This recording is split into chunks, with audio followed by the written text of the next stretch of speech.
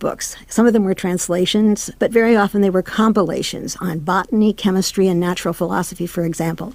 And in fact, her familiar lectures on botany was a kind of field book for botany, and she managed to sell 250,000 copies of that book. So these young women really were in an interesting place where they had a nexus of art and science. They also were allowed to attend public lectures. They also could visit museums. But of course, they couldn't go to the all-male colleges. They did not have a chance really to attend scientific meetings where they could actually speak and be participants. And inevitably, this was limited to women who came from upper educated classes, right? Yes, but you've got to remember that common schooling became very important for this young American republic. They thought everyone needed to be educated. After all the men were going to have the right to vote, so they needed to be able to read and write.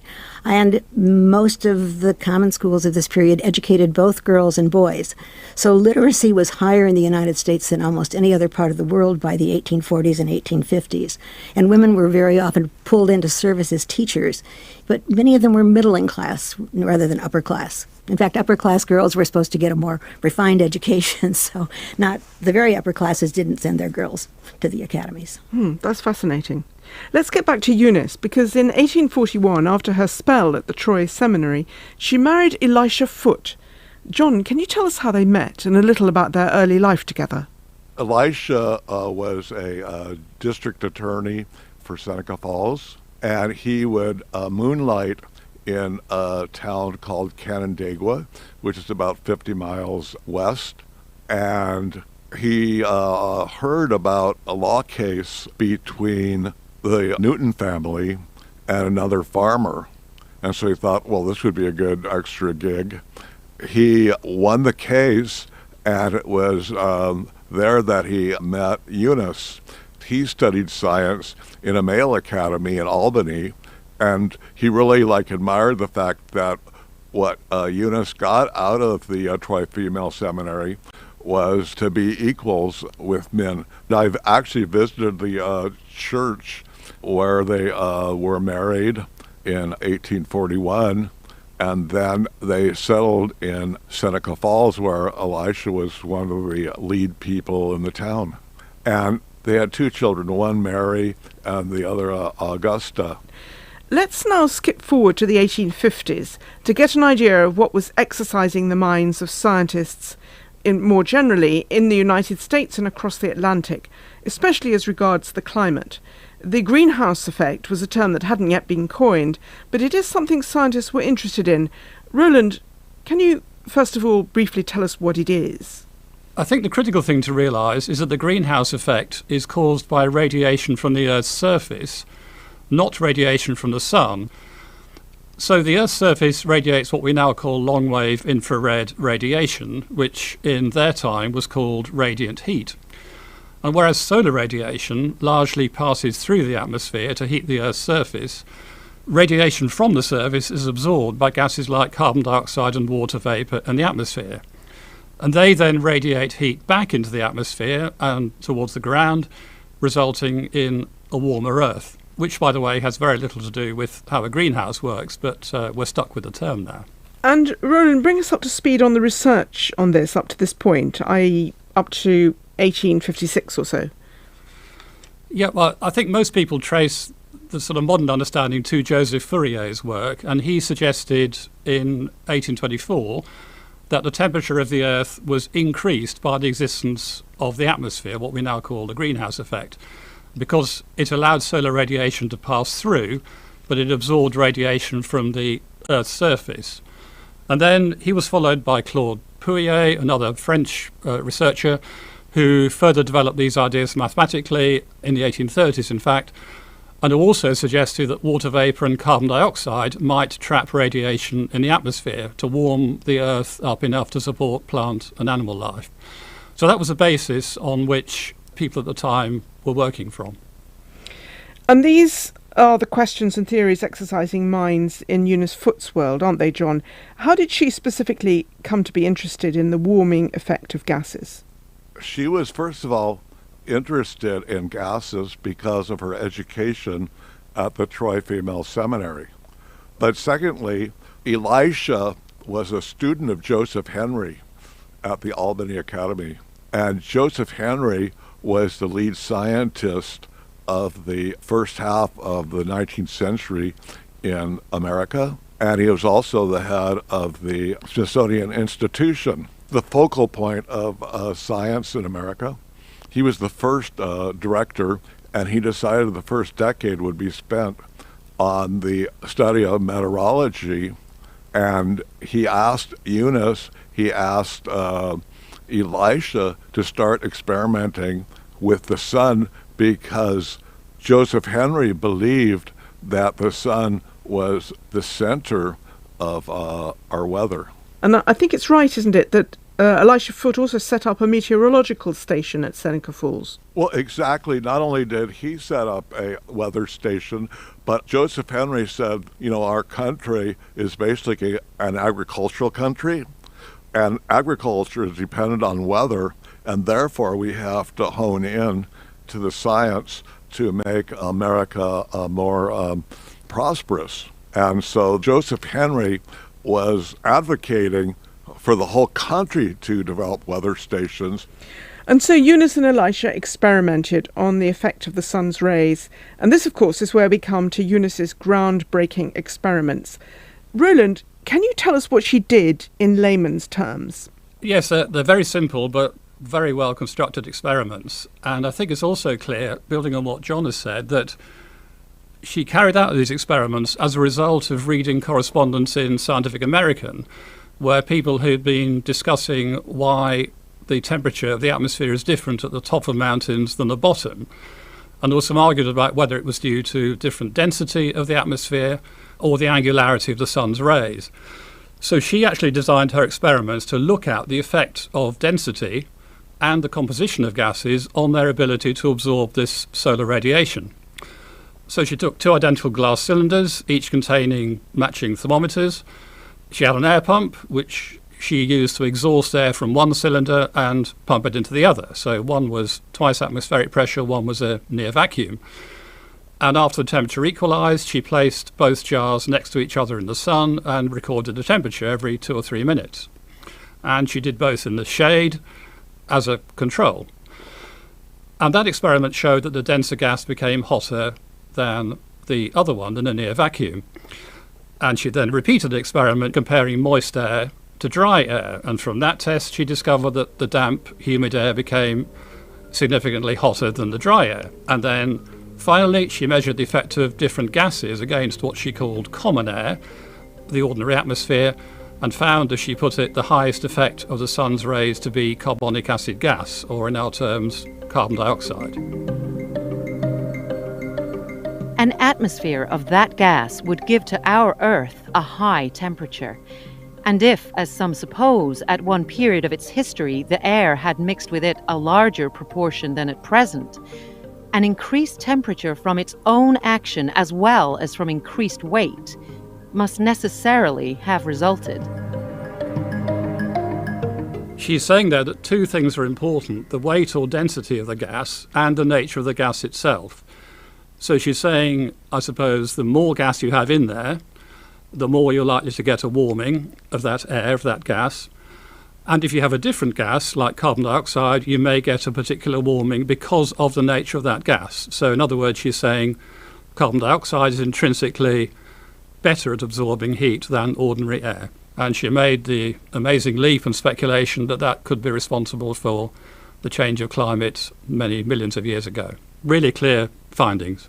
It is. It's stunning, really, isn't it, when you think about what is preoccupying us so much today.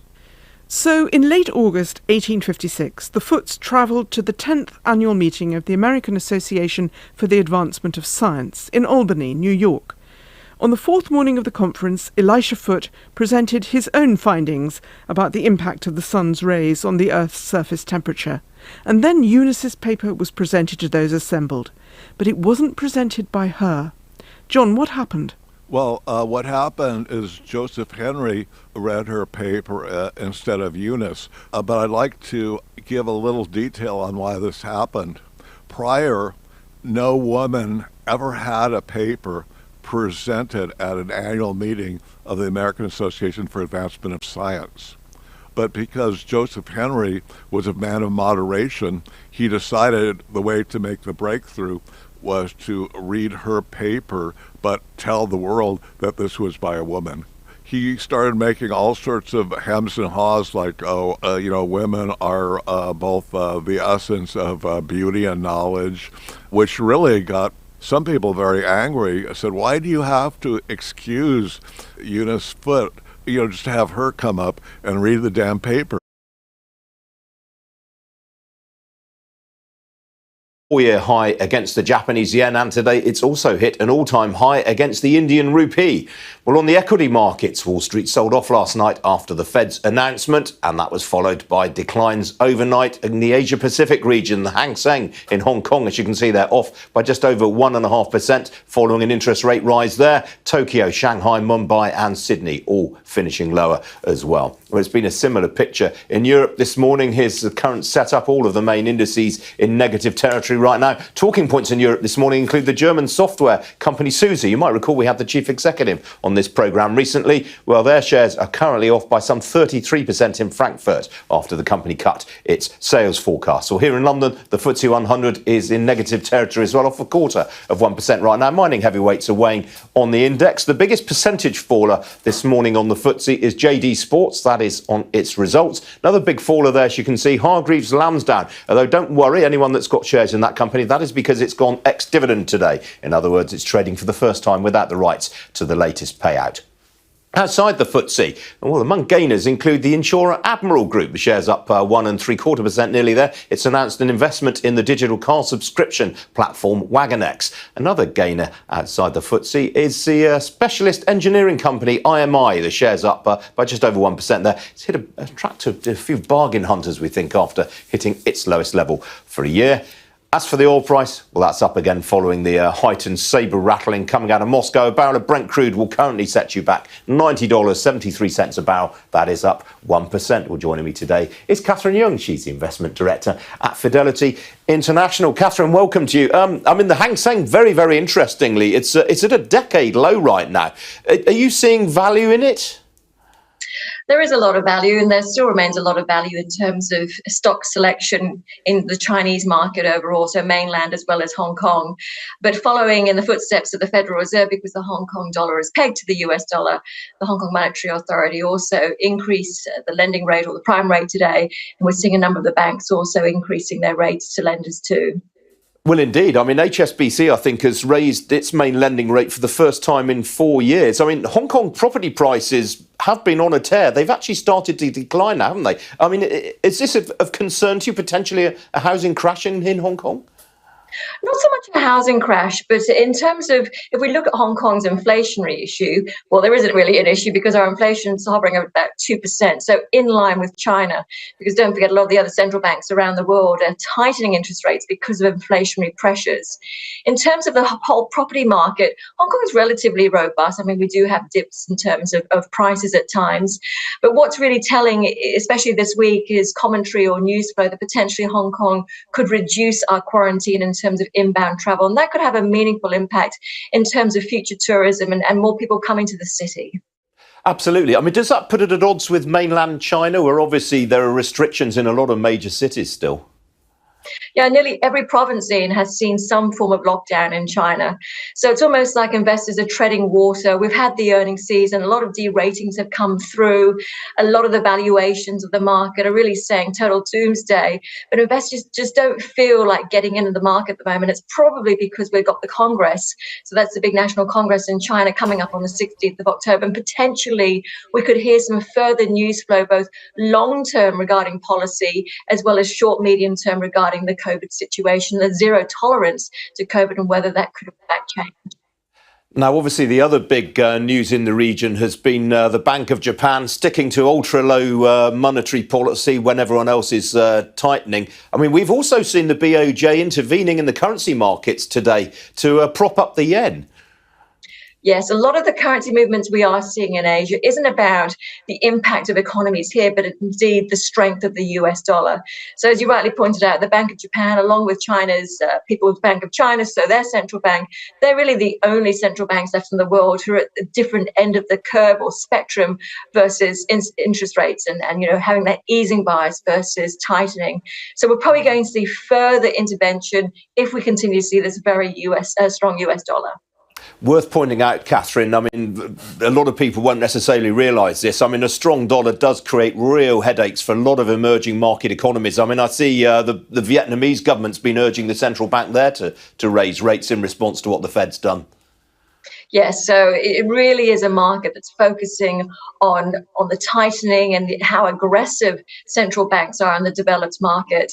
What's worth pointing out, though, is domestically, Asia's still looking pretty sound, especially, whether it's India or parts of ASEAN, China, etc. So that domestic demand story still is really, really critical to this part of the world. But from a risk perspective, if we do see a global recession, then Asia certainly isn't immune.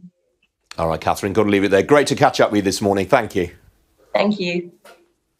We're still to come here on Ian King Live. Been talking a lot about central banks this morning, but we're going to have a change of tone next. Why some wines are following in craft beer's footsteps and moving from bottle to keg. Don't go away.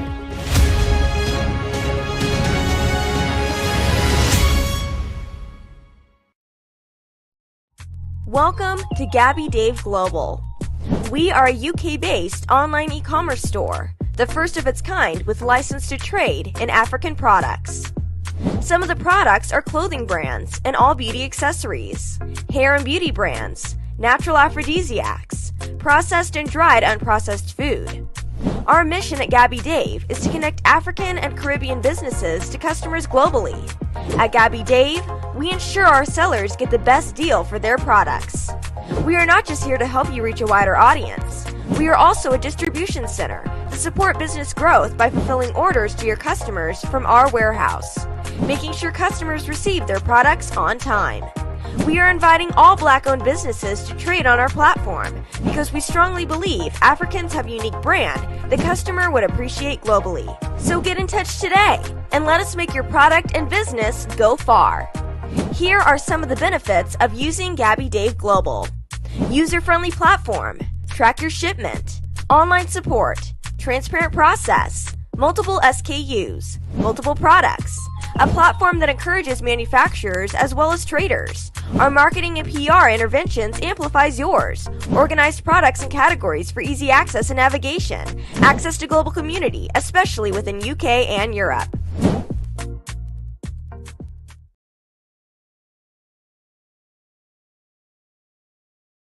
All over the world to send money to their loved ones in Africa. With SendWave, you can send money to Ghana, Nigeria, Kenya, Uganda, and Tanzania. And the best part is, SendWave is absolutely commission-free. Our exchange rates are excellent. You can see for yourself by checking them out on our website. So how do you use SendWave? SendWave is an app that you can download onto your phone from the App Store or Google Play Store. The app is free to download. After downloading it, just open the app and enter your name, email, and phone number. That's it. You're good to go. Make sure you use the promo code SR. S for Starr, R for Radio. This promo code will give you £5 free credit to send to Africa on your first transaction. Your money will be delivered to your recipient within seconds. Feel free to call me on 0749 7377 647 at any time. I'll be happy to tell you all about SendWave and help you in any way I can. Remember to use the promo code SR for £5 free credit. Medasse. Hi everyone, it's your girl BB Clemens, the author of How to Go From Employee to Entrepreneur and the host of your weekly business show, BB Means Business, the show where we discuss everything you ever wanted to know about business but you were afraid to ask. How do I start my business? How do I raise the finance? How do I grow my business? Where am I going to find my customers? Join me every Tuesday at 1:30 p.m. on Starr Radio UK to get all the information and tips that you need to become a successful entrepreneur and become financially free. Remember, don't let life dictate to you. Rather, put your signature on life.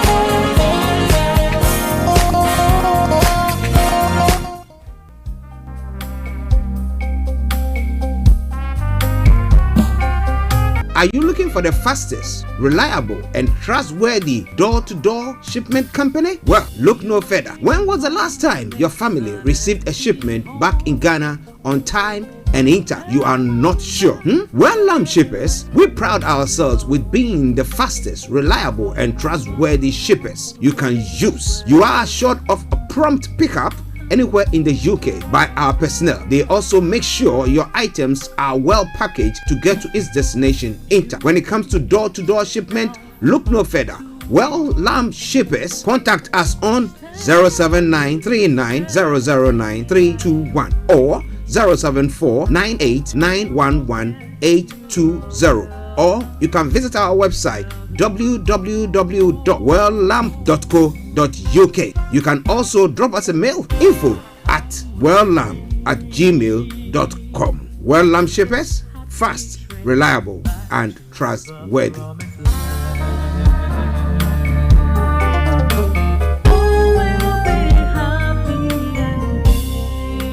Hi there. Are you dreaming of owning your own house in Ghana? Then you will need a well-documented piece of land that is free from troubles. I highly recommend My Africa Property for any size of land that you will need. With My Africa Property, lands are available in Pram, Sopoli, Tohenia, Ogome, Dodova, Winneba, and many other locations at affordable prices.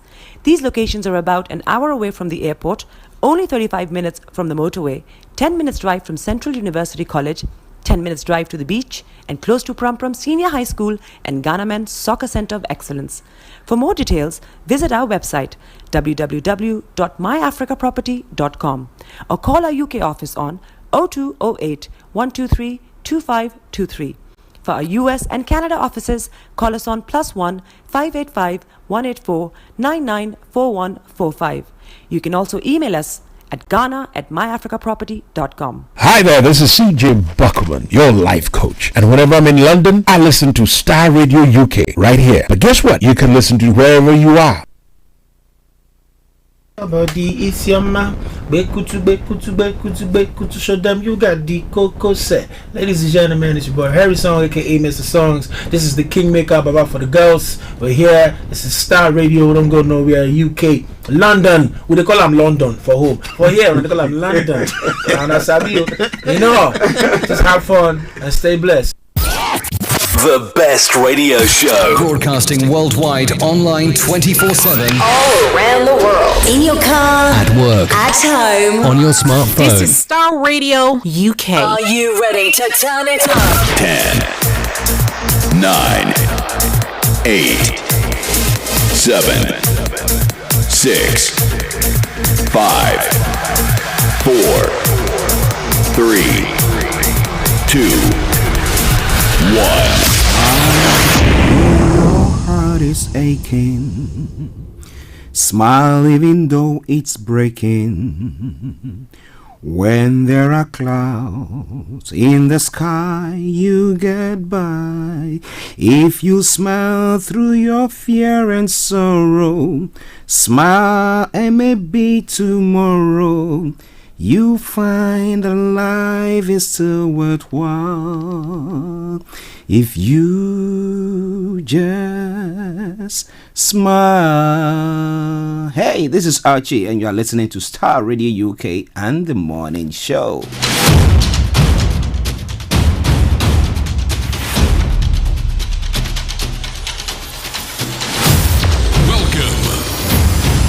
This is Starr Radio UK. Starr Radio UK. This is Starr Radio UK.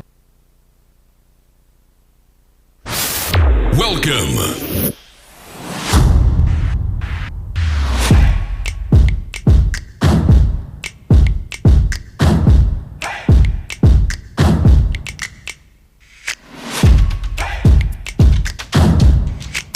Broadcasting worldwide, online 24/7.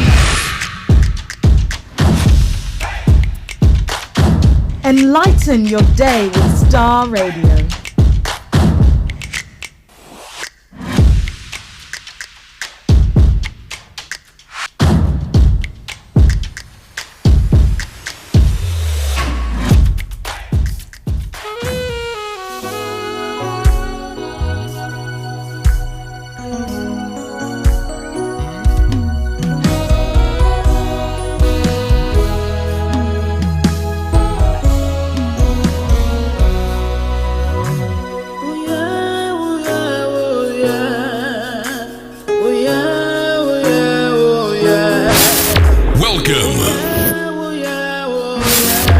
rocking. Are you ready to turn it up?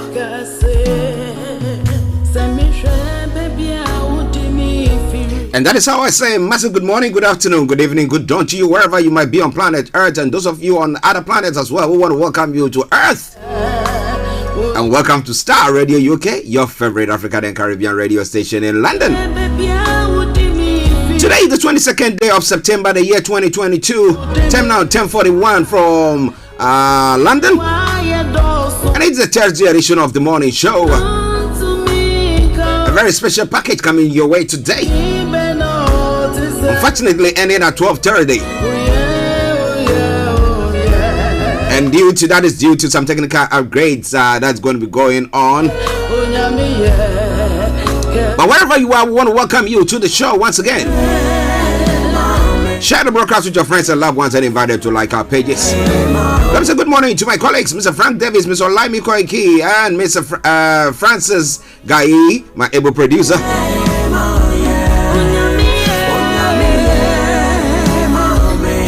And to Pastor Emmanuel Chidi, who's joined us online.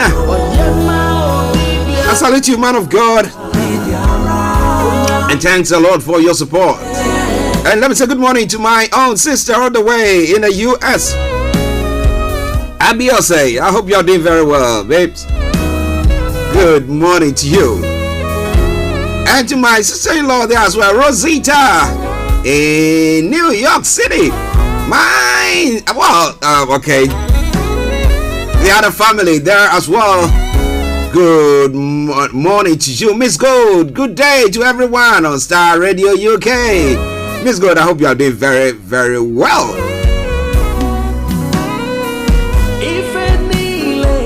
And those of you in America, those of you in Europe, those of you in Asia, those of you in Australia, and those of you on the African continent, I salute you all. Amaya Jirgeni, good morning. Anthony Adedeji, Aziz, good morning to you. Bishop Adeshola, good morning. And all you wonderful people who join us each day, I salute each and every one of you. Morning to Sir Moses himself. Well, I remain yours sincerely, the one and only Archie. So as I say, from now to 12:30, I'm going to be your camper. Your captain traveling with you, taking you to the destination of the known. We're going to bring you every information that you need to know. From archaeology to zoology, from Accra to Zanzibar, it's making the headlines. I tell you all the time. For sure, I'm going to make it known unto you. Playing in the background, something from Edith Morrison. Says, Onyamiye, God is good. Okay, now let's move on straight to some of the my apologies, the program outline for you. I'm going to bring you the quote for the day, the weather forecast will follow suit, and the travel updates. Move on from there to have a look at some of the stories making the rounds across the globe, known as Global Trotting. At 11 o'clock, we'll have Mr. Olayomi Koiki, who will be joining in to bring you updates from Nigeria. Yesterday, interestingly, if you missed out on the Niger Voices, you missed a great deal, and we want to invite you next time to join on it. However, it's going to bring you a slim view of what they discussed there. A teaser. Then after that, we'll continue to look at some of the other stories making the rounds across the globe. Reactions from the world leaders pertaining to Putin's threats. Some will say it's a call for or uncalled for. We'll be looking at all those. And well, interest rate in the UK is going to go up today. By what percentage? I'm not very sure of it though. I'll be following it very closely and will bring you all the update that you need to know. At 12 o'clock, the lines will be open for you to add your voice to the discussions, and then we'll move on from there. Exactly at 12:30, we'll bring the curtains down so that the technical team can take over the upgrade works. Yes, so on that note, let me say welcome once again to the program.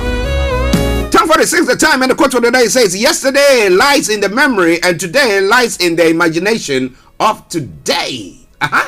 Yesterday lies in the memory and today lies in the imagination of today. What do you imagine? What are you planning? What are you thinking? As a man thinketh in his heart, so is he. So I want to encourage you, look positively at things. All right then, let's move on.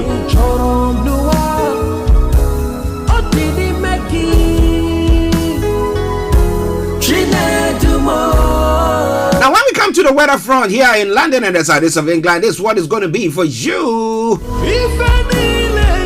Well, this afternoon we're going to be seeing dry weather with a mixture of sunny spells, a few patches of cloud around at times. Tonight we'll see cloud build in from the west with spells of light rain moving in at times. A light to gentle southwesterly breeze is expected as well.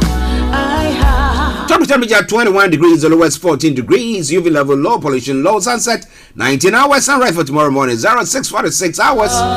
And that brings us to the end of the weather forecast. Okay, let's take a quick break. Don't you worry, I'll bring you that full song. Yes. In the next few moments. But now, let's move on straight to your travels, wherever you might be. Stay tuned.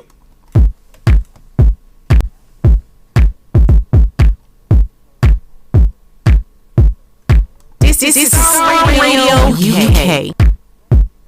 Are you ready to turn it up? Okay, so keep your eyes on the roads. So keep it navigated. I promise I'll born the Starr Radio travel update that comes to every weekday from 10:40. It's not 10:47. So what's happening on your travel this morning on the underground here in London? Well, Bakerloo line is suffering minor delays due to signal failure at Queen's Park.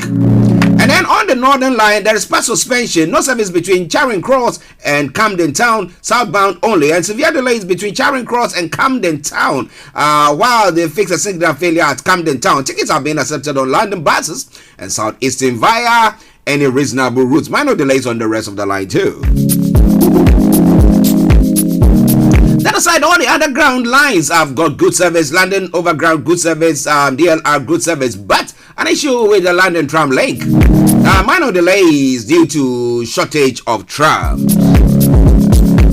Now moving on straight to the major roads in London. On the major roads in London, A4 Central London Red Route, South Circular A205 has all got closures, but A24 has got serious delays. So if you are traveling via that route or embarking on that route, please check before you leave. You are starting to continue to listen to us. As and when there are any changes, I promise you one thing for sure. I'll bring it to the fore. Now on the riverbank this morning, the Woolwich Ferry has got special service. That aside, all the others, good service. London Cable Car, good service there as well. And moving on to the National Rail this morning. On the National Rail, Avanti West Coast has got reduced timetable. And then we've got Gatwick Express, minor delays on some routes. And then Great Northern, minor delays. We have Great Anglia, that's got minor delays as well. And then London North Western Railway has got disruption between Northampton and Rugby. Western Rail has got disruption to and from New Brighton. And then when it comes to the Northern Rail, no trains to and from Saltburn. Now Southwestern Railway has also got minor delays on some routes. Southern, minor delays on some routes as well. Thameslink has got minor delays on some routes too. When it comes to First Transparent Express, that's got amended timetable, and that is affecting services there. The Transport for Wales has also got disruption between Wrexham General and Chester. That aside, all the others have got good service. So on that note, as you know that I will say, good morning, good afternoon, good evening, good dawn to you wherever you might be on planet Earth. Enjoy your commute for today, but you know what? Continue to keep those eyes on the roads.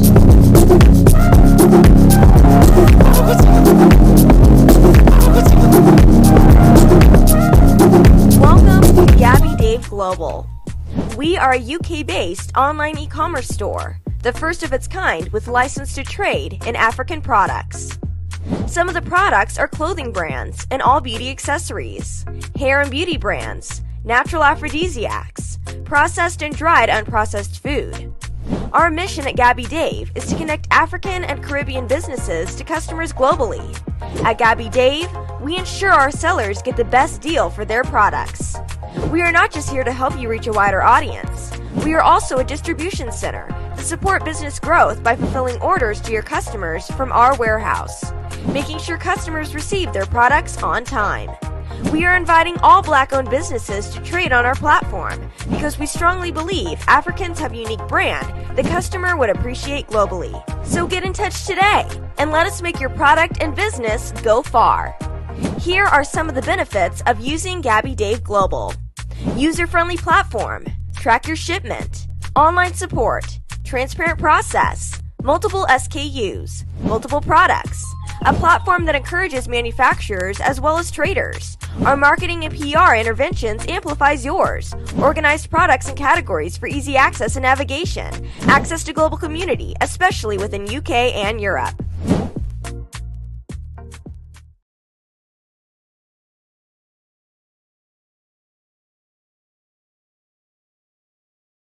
This and every Thursday from 7 p.m. to 8:30 p.m. live on the Property Hour show on Starr Radio UK, where we talk to mortgage brokers, property developers, estate agents, landlord, tenant, property consultants on how to invest or get into the property business and make money. You can't afford to miss this. The Property Hour show is your best source into the property industry. Welcome back to the program, Starr Radio UK, your favorite African and Caribbean radio station in London, bringing the time exactly to 8 minutes to the top of the hour. That is 8 minutes to 11 here. But that means that it's time for Global Trotting. So wherever you are, don't even think of touching the dial. It is Starr Radio UK. It is your favorite African and Caribbean radio station in London. For all your advertising and promotional activities that you want carried out for a global audience, make sure that you get in touch with Starr Radio UK. Just contact us on 0203 3711 882 0203 3711 882, and we will get in touch with you. You can also email us, drop a mail. It's info@starradiouk.com. info@starradiouk.com. You have a music, you have that needs to be sampled, you want it promoted. Feel free, get in touch with us. You have products or services that you want advertised. Yes, get in touch with us and we'll help you on that front. All right then. Now let's move on to some of the stories making the rounds across the globe this morning. When it comes to what we're going to be looking at from Nigeria, some of the headlines from there: Ayu agreed to resign, PDP chairman finally react as Wike and others pull out of Atiko's campaign team. So now Ayu decided to resign as chairman of the PDP, national chairman. Now 2023 elections. Top agenda revealed as Peter Obi meets Wike's strong man. Well, what have they been talking about? Okay, we'll be looking into that.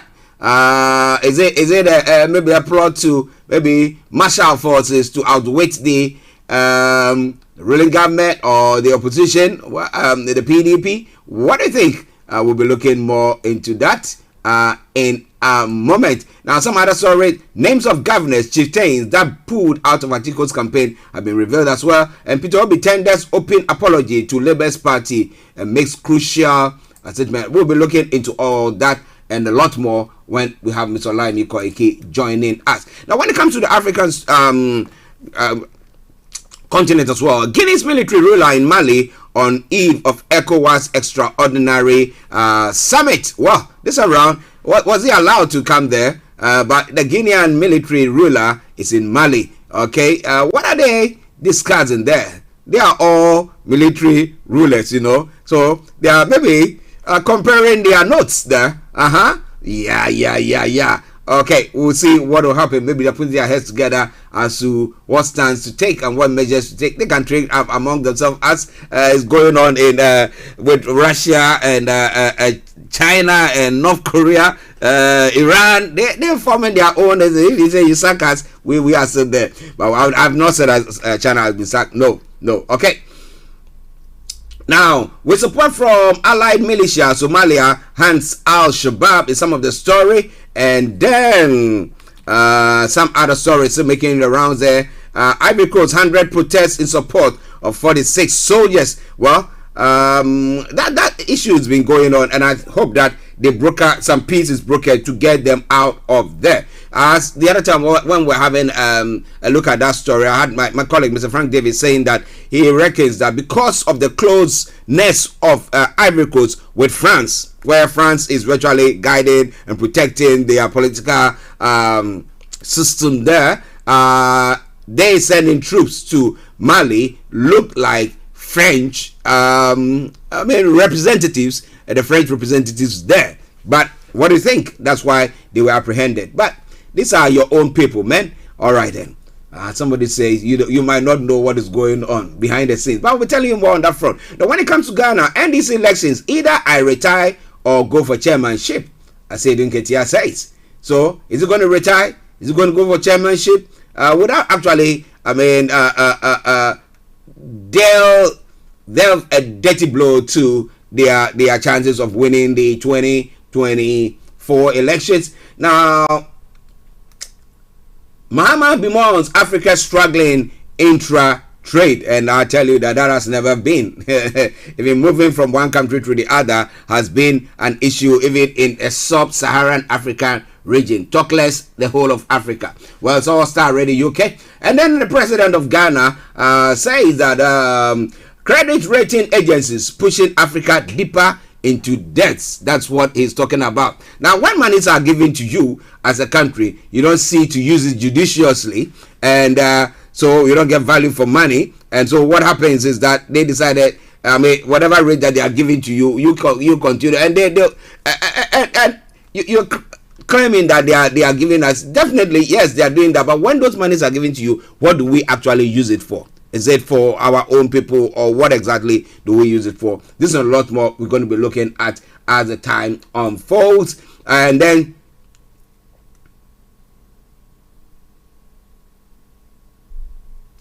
okay, this one I will not be able to touch on that.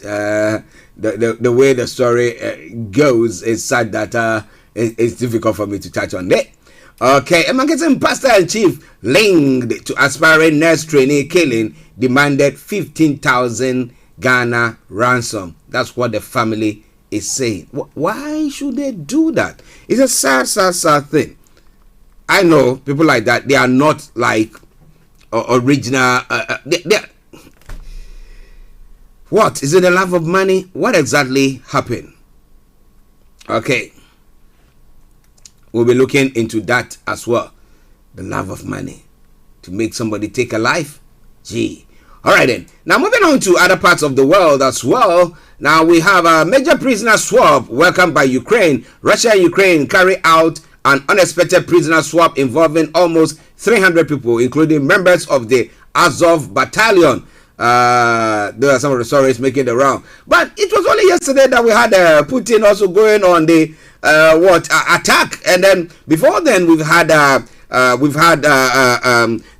Turkish leader Erdogan saying that, well, he thinks that Russia is prepared to talk to ease everything that is going on. But with the threats yesterday and the reaction from the world leaders, especially the Western world leaders, what do you think is going to happen? Well, and Iran, how a woman became a symbol of defiance in Iran. Mahsa Amin's death in police custody has sparked a wave of protests across Iran. But I know for sure that they're going to crack down on them. And what happens next? Well. It is all coming your way from Starr Radio UK. It is your favorite African and Caribbean radio station in London. In other parts of the world as well, Trump's inflated net worth by billions. A lawsuit is saying, and therefore they are being charged. The former President Trump and his family being charged for fraud. Okay, by a New York law institution there. So we'll be looking more into that. North Korea denies supplying weapons to Russia. Okay. Whatever it is, we'll be looking into that as the time unfolds. Gone 11 o'clock. Whilst we wait for Mr. Olayomi to join in. Now, murder arrest after boy 15 stabbed outside school. A 16-year-old boy was arrested in the early hours following the attack close to the school gates.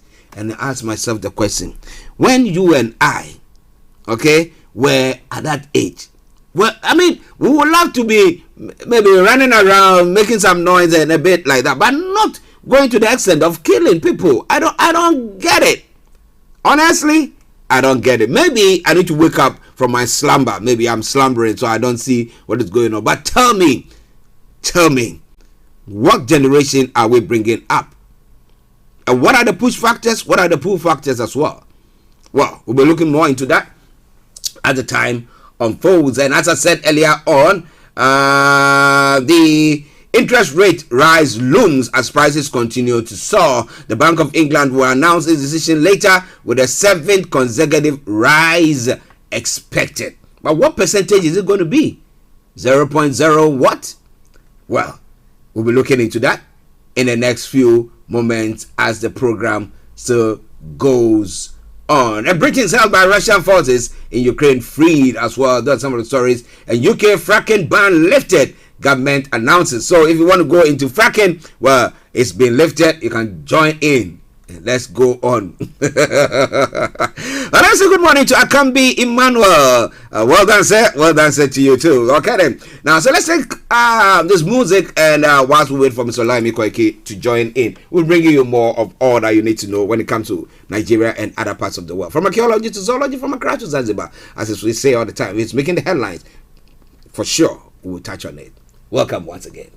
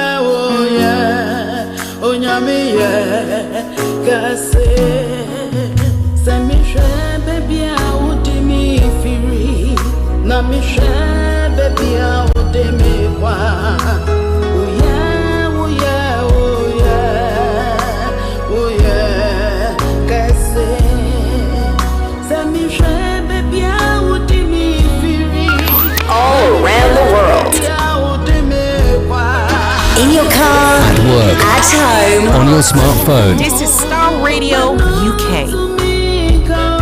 Are you ready to turn it up? Welcome. You are listening to Starr Radio Morning Show.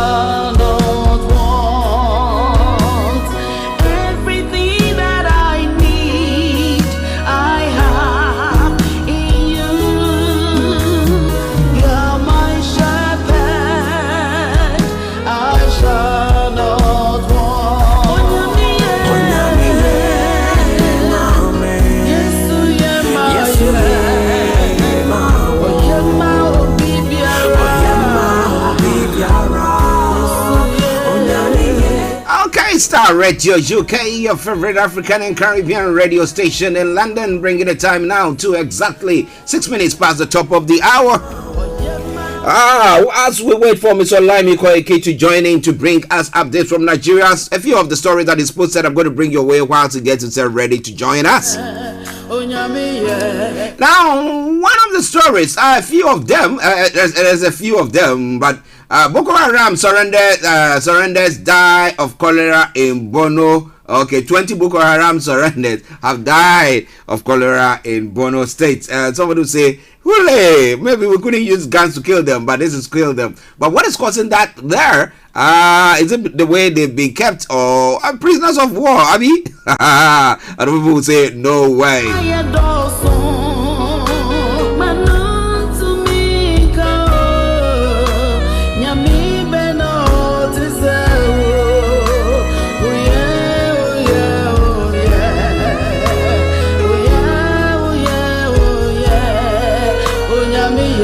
Going to be coming your way from Nigeria with Mr. Olayomi Koike joining us.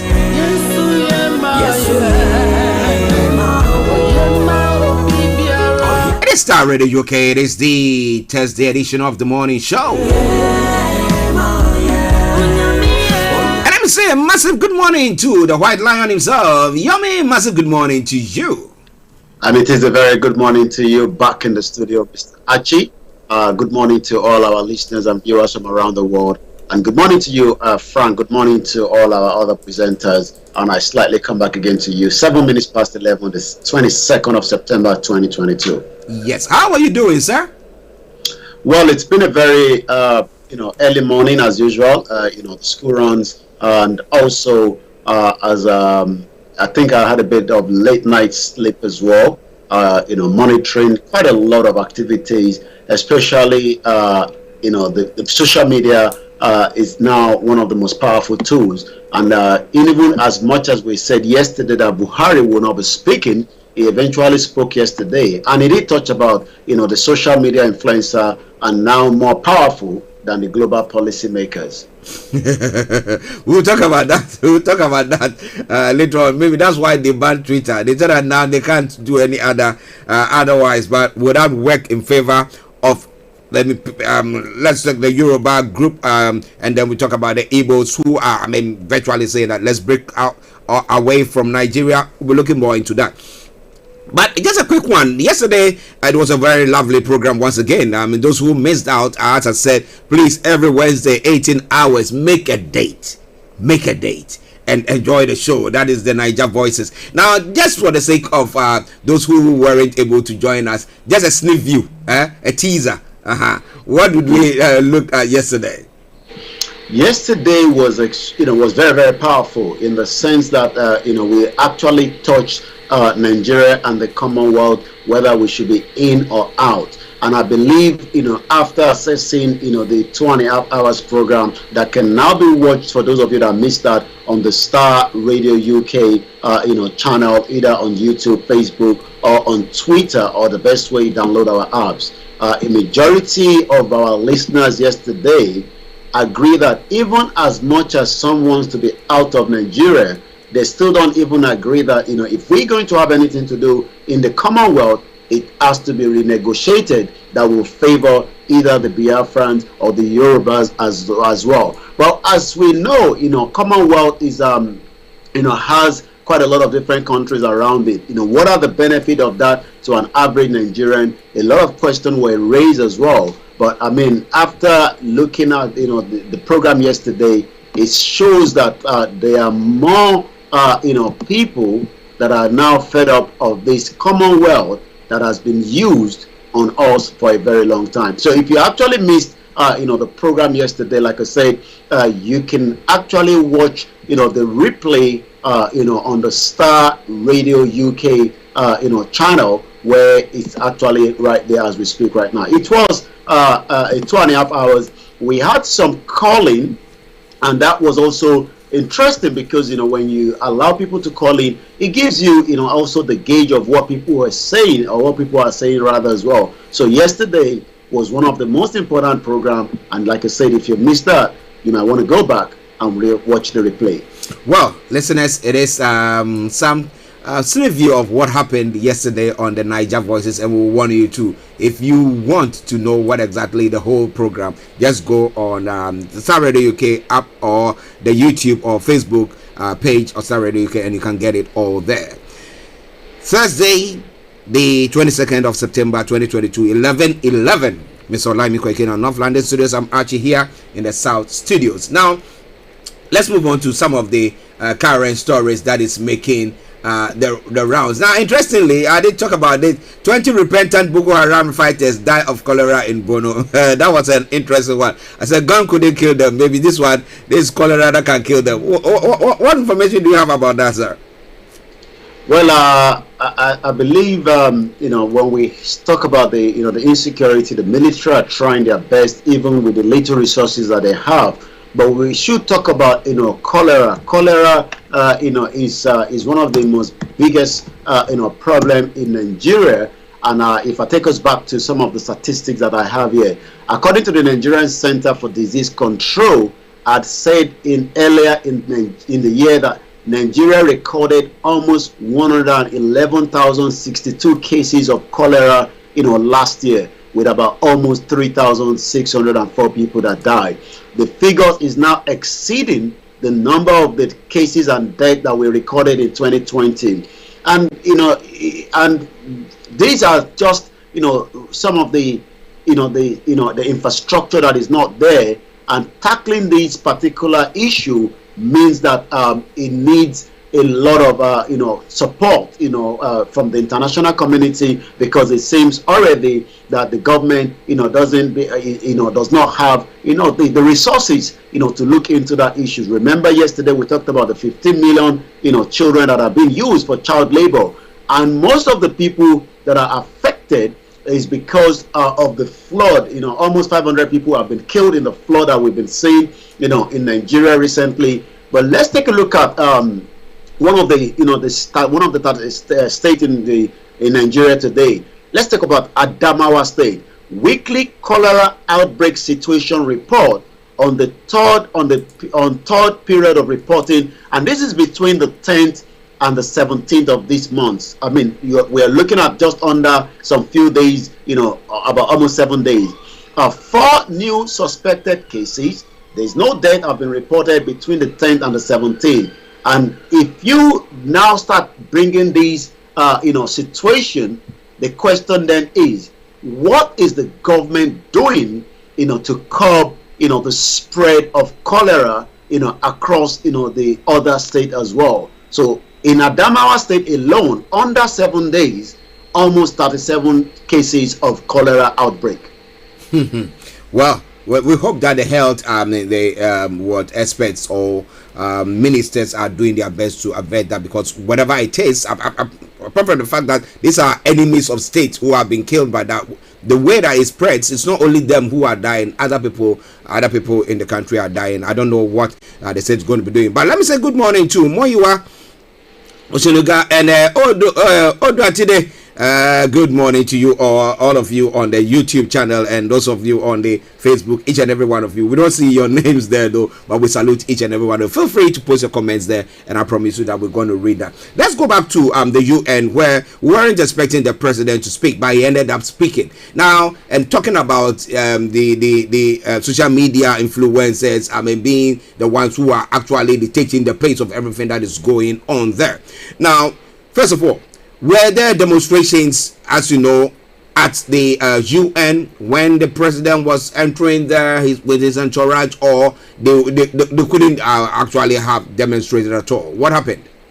Well, demonstration goes around the world, and an event like the 77th United Nations General Assembly means that it is not just Nigerians or the indigenous. We also have seen countries as well, from probably I believe Chinese, that are also assembly opposite the Yorubas that have been doing a peaceful protest from the 13th of September. Yes, President Muhammadu Buhari, spoke yesterday, and likewise, there were people outside also continue to campaign, for a peaceful dissolution of Nigeria, and also to talk about, the marginalization, the insecurity, and likewise, the identity crisis that has been changed, and it continues to gradually change, even though, as a lot of people might disagree with that. But when we look at the influx of the terrorists that is coming into the country,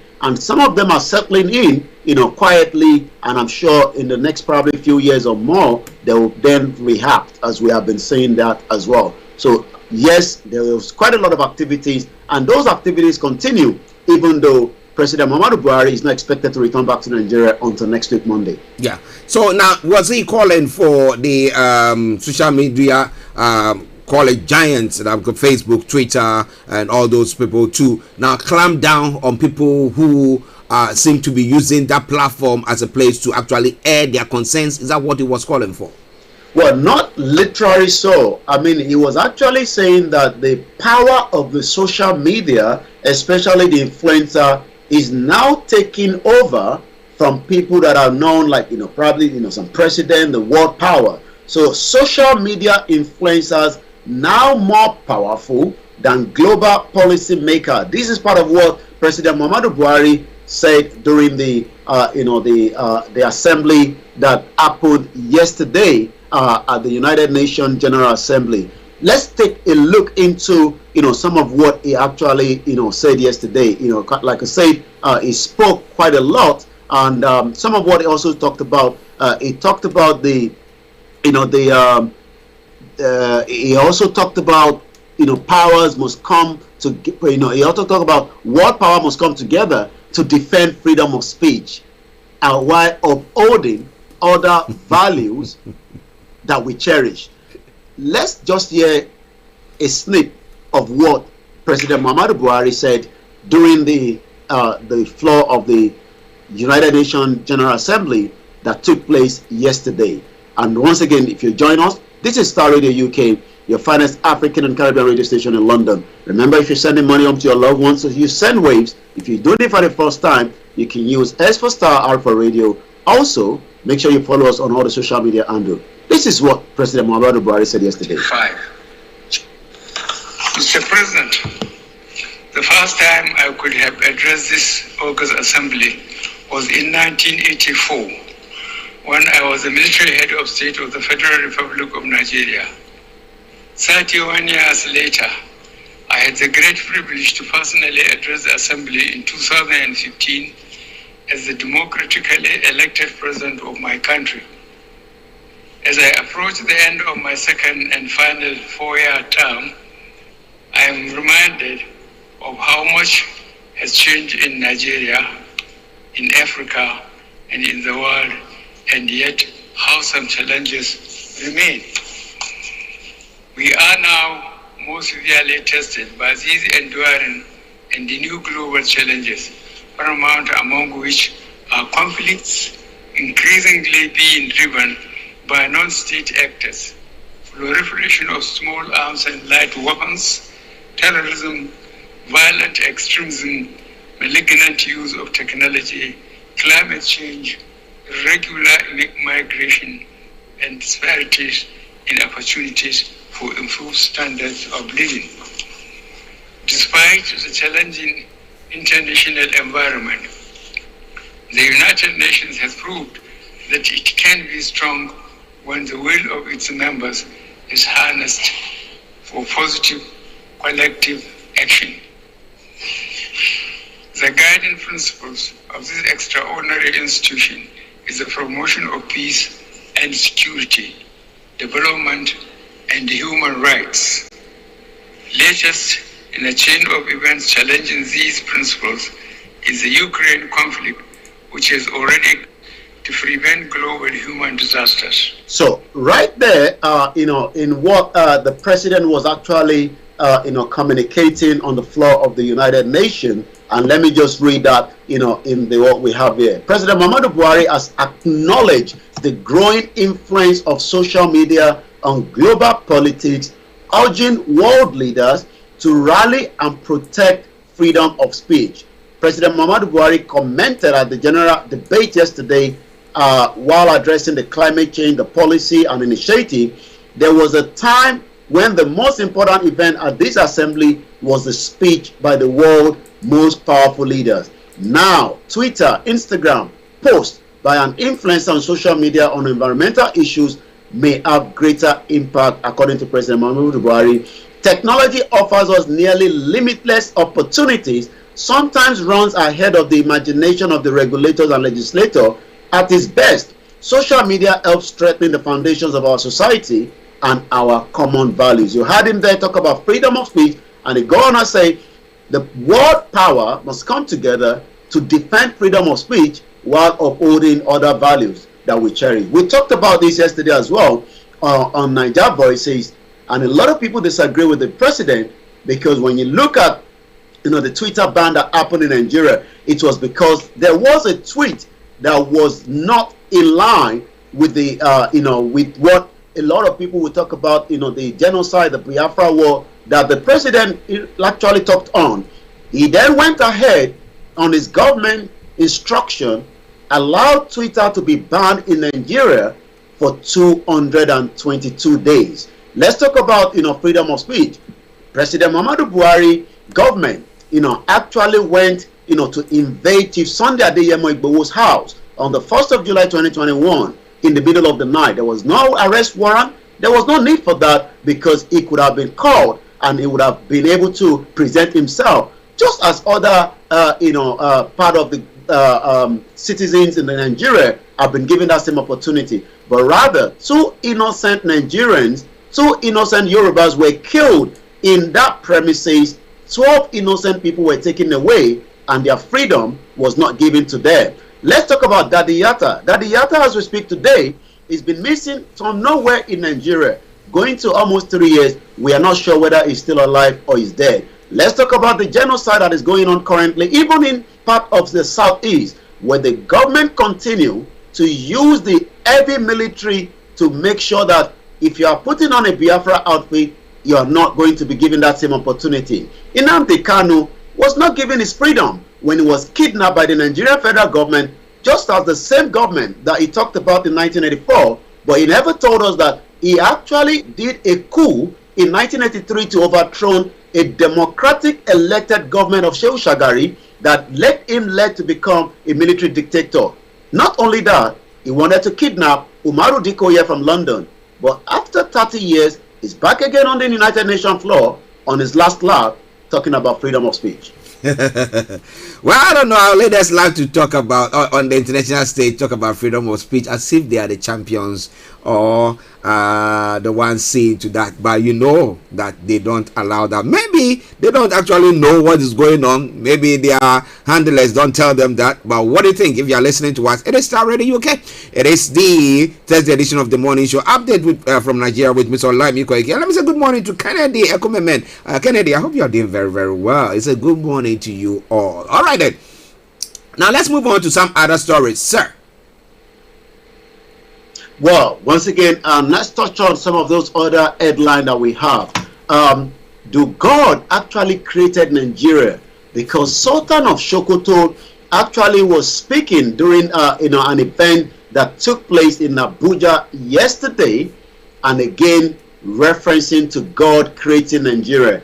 That has been a lot of conversation lately, especially those that have been reviewing and asking question upon question to the formation and the country Nigeria as it was put together in 1914 up to when it eventually had its independence in 1960, just about 62 years. But during the event that took place yesterday, the Sultan of Sokoto actually spoke, and this is what part of what the discussion. It was the World Peace Day, and he actually went ahead and said nobody can eliminate any particular religion in Nigeria. Sultan of Sokoto, in commemoration of the International Day for Peace, the Sultan of Sokoto, Muhammadu Sahid Abubakar III, has disclosed that it is not possible for any religion to supersede another religion in Nigeria,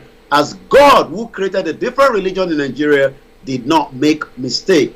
Rather, Sultan of Sokoto disclosed that the adherents of different religion should learn to accommodate one another and realize that it is the same God that we all serve. But when you look at the current situation, Sharia is being practiced in the northern part of Nigeria, while other part of the country is still using the secular system. So if I was just an average Yoruba man living in the northern part of Nigeria today, and if I have to commit a crime, they will probably not be able to use the secular system. They will go along and use the Sharia. And that literally means that an Islamic Sharia is being enforced on the Igbo that doesn't want to be known as a country under a Sharia law. And the question then is, the unity of one Nigeria, how do we push this together to make sure that we can live together, or we can dissolve and still live amicably together? I think you want me to come back to this. Yeah, just a quick one. We're going to. I want to ask you about what statement that as leaders, because this what is it from Sokoto? What is his title? Sultan of Sokoto. The Sultan of Sokoto. That means he wields so much power. Okay. Now, when there are attacks, the other time there was a lady who was lynched in one of the universities. Deborah. Yeah. Now she was lynched. Why? Because they said she's made a statement. Now, if they are saying that, or he as a leader is saying that, look, no religion is bigger or higher or than the other, and that we should all learn to live together, what statement or what statement did they make when such occurrences did happen? I'll come to you. Prince Oji says that Chief Sunday Igboho's house was invaded and 2 people were killed in his house for just exercising his freedom of speech. We all know he never took a gun to go and shoot anybody or didn't go fight or nothing. He just made a statement that people are being marginalized, people are being killed, their farms and this are being destroyed, and that we wouldn't tolerate that, and that was what is happened to him. We'll come to that, but let's come to Yomi now. So what have been the statement or concerns or reactions of the northern leaders? Let me just put them that way when things like that happen there. Let's talk about who is actually, the Sultan of Sokoto. The Sultan of Sokoto is, Muhammadu Sahid Abubakar, born August 24, 1956, is the 20th Sultan of Sokoto. And as a Sultan of Sokoto, he is considered the spiritual leader of the northern Nigerian Muslim, the majority of the nation population. So he has a very influence in the country, Nigeria, and globally, just as we have it in the southwest, we have them in the southeast as well. In the southwest, we have the Oni of Ife, the Ojaja II, that is also a very powerful first-class king. The question you ask is, just after the death of Deborah, was lynched and burned to death in Nigeria, in Sokoto, and the question was because he actually said things that the Muslims in Sokoto disagree. She was also given an honor by the United States of America recently. The United States of America actually honor, Deborah for being stoned to death. Not just that alone, she was actually burnt as well. The young man that burnt Deborah was actually happy, to say that he actually did it, because we saw that in the video. And the only thing for that was because she said something that they disagree with in a WhatsApp chat. And the Sultan of Sokoto actually said some statement during that.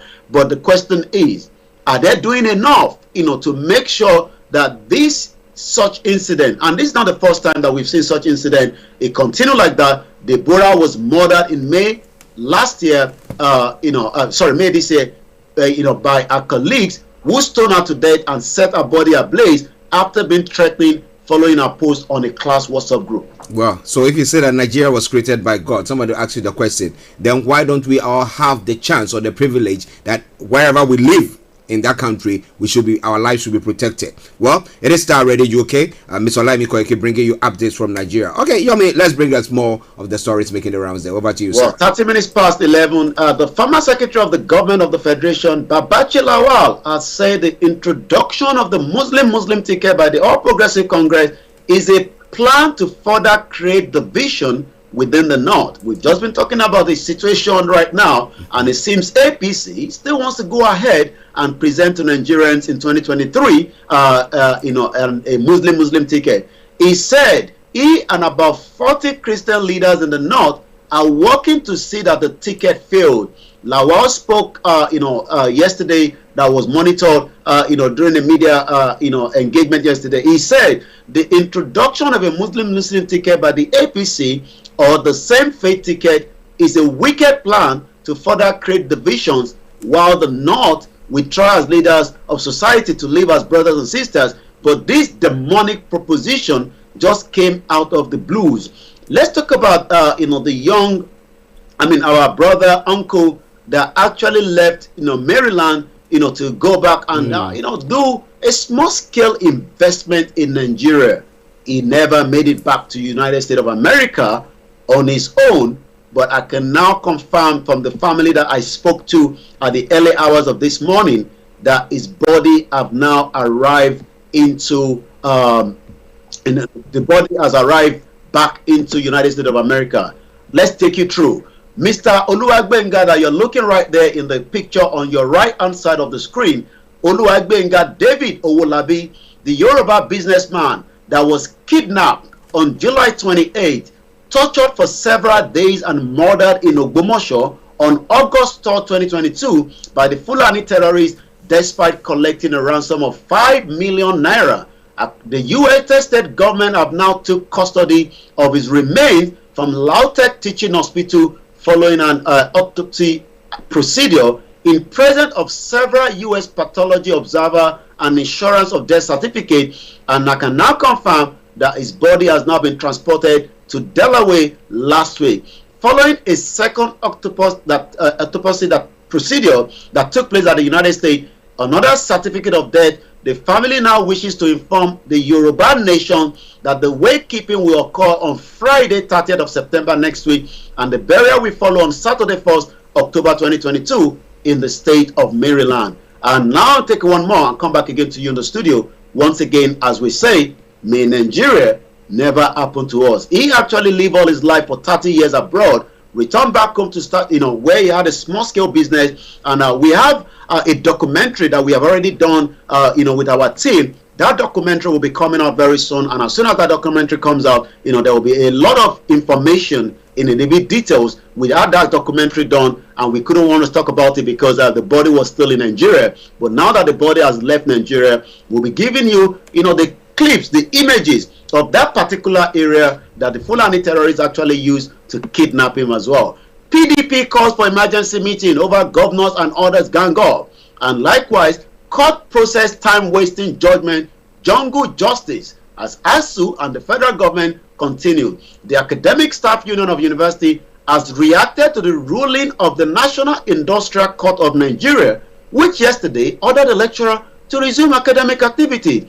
But in a WhatsApp chat, the chairman of the Obafemi Awolowo University branch of ASU, Dr. Adiola Egbedokun, described as a waste of time and scarce resources the idea of using the court to adjudicate on the strike by ASU led by the president, Professor Emmanuel Osedeke, on February 14, embarked nationwide to the press demand for improved welfare conditions. So it seems the lecturers are probably not going to be listening to any industrial court action for them to resume back activities for the student. Starr Radio UK, Thursday edition of the morning show at 11:34. I return back to you in the studio, Mr. Archie. Once again, may Nigeria never happen to you, and we pray for the family of the Owolabi as he actually went to Nigeria to do something, and the body has now been returned back to the same country he lived for over 30 years. Well, we say that his soul rests in perfect peace. Now, interestingly, a friend of ours, my wife's, and she had to travel to one of her work colleagues to Nigeria, and she virtually was, he said, pray for me. You know, when at times we talk about this and we think that we take it lightly, that it's just one of those things. But this person was that when she came, she said, oh, I've come back, and you could see the joy that was on her face, because she said the kidnapping and everything that is going on is such that if you are outside and you hear it and you want to go there, you are so scared for your life. But we pray, as we say on this platform, may Nigeria not happen to you. But let me read a couple of story posts. The Moji Adesanya says the so-called Sultan and all of them in that part of the evil axis will never tell you the truth. They are deceivers. They all supported the killing of Deborah. How true is that? I mean, you know that. And Prince Abimbola says, good morning, Mr. Archie and White Lion. Well done to you, Prince. And then Ismail Hassan Akanji says, Koiki, I'm proud of you. You have made us proud as a Yoruba man. And then he goes on further to say, Buhari can lie to the world. Well, he says he believes in freedom of speech. Maybe what we are doing on the platform, because they cannot get to us here. Well, it is Starr Radio UK. We just have to move on straight to some of the other stories making the rounds, and then what is happening on the social media platform. So let me hand over. Okay, before then, Yoruba people and the other decent people should, as a matter of urgency, leave the Janjaweed contraption called Nigeria. And that is also by Moji Adesanya. Thank you very, very much. Continue to bring your comments in, and I promise you we're going to read that. Over to you, Yomi. Let's talk just slightly a little bit about the business section in Nigeria this morning. According to the Nigeria is that the investors have lost 13 billion naira amid price depreciation in the stock. The loss was driven by price depreciation in the FBN holdings, Access Holdings, and WAPCO. Key market index were down by 0.05% yesterday trading as the nation bulls again ended negative. Specifically, market capitalization lost 13 billion to close to 26.657 trillion naira as against 26.67 trillion on Tuesday. So it seems more people are losing money than making money in Nigeria today. Also, I fault power sector privatization, according to the headline that we have. The NSDC boost sugar production to generate forex. So we're going to go straight into the social media. But motorcycle banned e-traders import crashed by 36%. We know that in Lagos State, there's a lot of ban that have been, by the governor of Lagos State, in the last couple of weeks. Traders are hard hit by the ban of motorcycles in several states and the threat by the federal government to outlaw commercial motorcycles, popularly called Okada. Motorcycle import into Nigeria have now declined by 35.92% in the second quarter of 2022, according to the Foreign Trade Report of the National Bureau of Statistics. Observe that the total motorcycle import crashed to 47.8 billion in Q2 2022 from 74.59 billion Q1 this year. So you can see, the magnitude, the difference. But who benefit from the importation and who benefit from what countries actually is benefiting? Nigeria import motorcycle worth 57.7 billion naira from India, 17.34 billion from China, 84.63 million from Indonesia in this quarter. It was 1.26% of total import and was the sixth most imported item. And you can see why a lot of graduates would rather want politicians to donate to them on Okada, but it seems now the same politicians is withdrawing those Okada from them. For a lot of security reasons, we got to talk about that. But it shows that, as we are not producing anything, we are giving opportunity to India, opportunity to China, and likewise Indonesia. And I'm sure a lot of people will continue to ask, can we really continue like this? But the question will depend on whether the Nigerians want that election. So let's just give us, that timeline as we normally do on Starr Radio UK. Take it straight to social media where we look at what is trending. Yes, we can confirm also the following news bulletin. Yonkan Oyo inauguration, is going ahead today, September 22nd. The Agege mega rally in Lagos will be going ahead as planned tomorrow, the 23rd of September. The Yoruba Unity Program is going ahead tomorrow. Akure Mega Rally is going ahead on Saturday the 24th. And likewise, the Oyo Rally is coming up on the 27th of September. Yonkan Kwara State inauguration goes ahead on the 27th and the 28th of September this month. And Ijebu-Ode Mega Rally is being planned for 30th of September, just the last day of the letter that was sent to the federal government. We talked about whether the government will respond to that, but a lot of people say the federal government is not going to respond to that, so we should just go ahead with all the plans. But 141 days, 13 hours, 19 minutes, and the seconds keeps going down as the election is coming in 2023, or when Nigeria will have been dissolved before that. But Star Radio UK will give you everything you need to know as long as you stay tuned. ASU is back on number 1. Quite a lot of tweets, 108,000 tweets so far, and I think we should just stick to that. Wike is trending at number 3 with 52,000. I say Wike, as at yesterday, is like the bone in the neck of the PDP, and I'm not seeing PDP holding together as long as Wike is not bowing down. So why is ASU still trending? Let's look at Rude Boy, P Square, and I believe those are P Square, if I'm right. Yes, that's some of those popular P Square. I'm sure you probably have enjoyed some of their music, our listeners. Local government, official children are graduating in abroad, proudly taking pictures and posting it to your face, while your own kids are at home because of ASU strike doing nothing, looking hopeless, and you say you are campaigning and voting for who again? Vote wisely. That's P Square right there. Again, ASU reject the court order to return to class, even though they had a meeting with the House of Rep, the Speaker, Femi Gbajabiamila, that I've got a picture right here.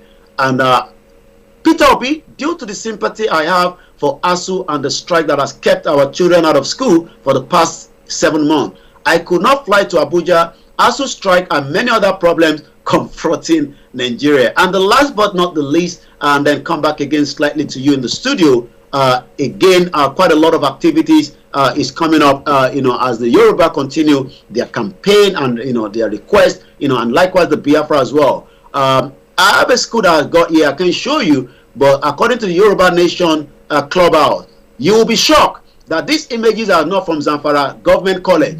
This is Oladipupo Alayode School of Science, Okebola Ibadan, Oyo State, Southwest Nigeria, has happened to Seyi Makinde and all other politicians. We cannot continue like that. The school doesn't have a roof.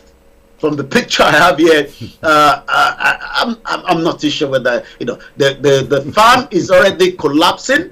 The chairs are all falling apart, and there's so much mortar all over the classroom, and it just shows that education is not taken serious in Nigeria. 11:43. And that's how far we can go this morning on the update from Nigeria. But I come back again to Archie so that we can just close the conversation. Yes, listeners, Mr. Olayomi Koiki. I mean, stories coming from Nigeria at times shocks us, especially from Africa and the West Africa area. My goodness. Prince Oji says, Mr. Archie will become a celebrity when we have a Yoruba Nation. I know I'm an honorary member of the Yoruba Nation. Yes, you are doing a great job. Thank you very, very much for the liberation. Yes. More you are saying, guys, saying the politician gave Okada riders PVC and collected their means of income from them. Nigeria has happened to them. How true is that? It is 100% true. They made Nigeria happen to them. But a quick one before we go. Now, we're talking about this Okada issue. Now, Nigeria, so at the moment, what automobile company is there, manufacturing or producing that? Because I remember back in the day when I was in secondary school, and then one of the holidays, I traveled with my dad to Nigeria we were there for a month. I really enjoyed. I went to Abeokuta, I went to Ibadan, and I enjoyed that time. And then, but at the time, they had the VW plant there. They had a Peugeot plant there as well. We have the Dutola tires. We have all that.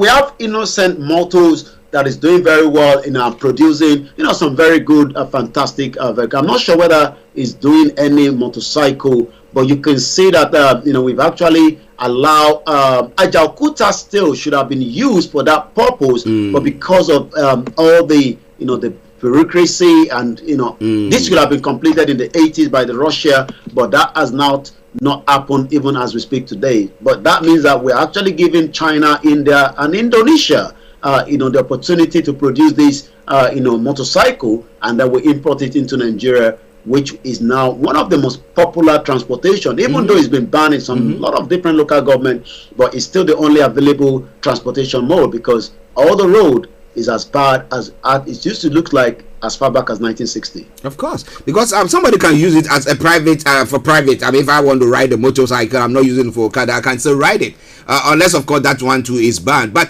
this is an avenue where people can make money. Government can actually, get money from. And look at what we are doing, just giving, because somebody is there who is raking all the profit in. But well, it is Starr Radio UK. Continue to keep your comments coming through. 11:46 the time. Let's go to Yomi for his closing remarks, and then we can bring the program to the first part of the program to a close. Over to you, Yomi. Thank you so much, Mr. Archie. And if you're still watching us here, stay tuned with Archie right there till the end of the program. But for me, I will be back again, same time tomorrow. And for now, I say, may Nigeria never happen to us. We pray for the family of the of Olayomi, and as they are preparing for the burial, we encourage all those Yorubas that are living in that particular state. So please, we'll be giving the location precisely if you follow us on our social media handle, and we expect as many people to let us give him his final burial right, as he's now no longer with us. He tried his best on this world, but the Fulani terrorists took that life very, very short. Well, Yomi, thank you very, very much. We'll catch up later. Bye for now. Bye-bye. Well, listeners, it is Starr Radio UK. Let me bring you some lovely tune. I think you will like it. I just chanced on it this morning whilst I was just setting up. And, my technical team say, let's play that for all of you who are looking forward and trusting that whatever you are doing, you can get the Yoruba Nation or the cessation. to get your freedom or liberty, as we call it. All right, enjoy this song. It's a Yoruba Nation. Sunday Boho, Akibo by Mr. Popular. Okay, yes, enjoy. Unity ló dára, kájọ fi mọ̀ ṣọ̀kan, àgbájọwọ́ la fi sọ̀yà, ẹnìkan ìjà wa dé. Unity ló dára, kájọ fi mọ̀ ṣọ̀kan. Unity ló dára, kájọ fi mọ̀ ṣọ̀kan, àgbájọwọ́ la fi sọ̀yà, ẹnìkan ìjà wa dé.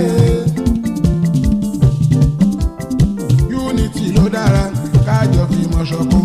Unity ló dára, kájọ fi mọ̀ ṣọ̀kan, àgbájọwọ́ la fi sọ̀yà, ẹnìkan ìjà wa dé.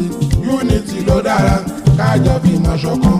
Unity ló dára, kájọ fi mọ̀ ṣọ̀kan, àgbájọwọ́ la fi sọ̀yà, ẹnìkan ìjà wa dé.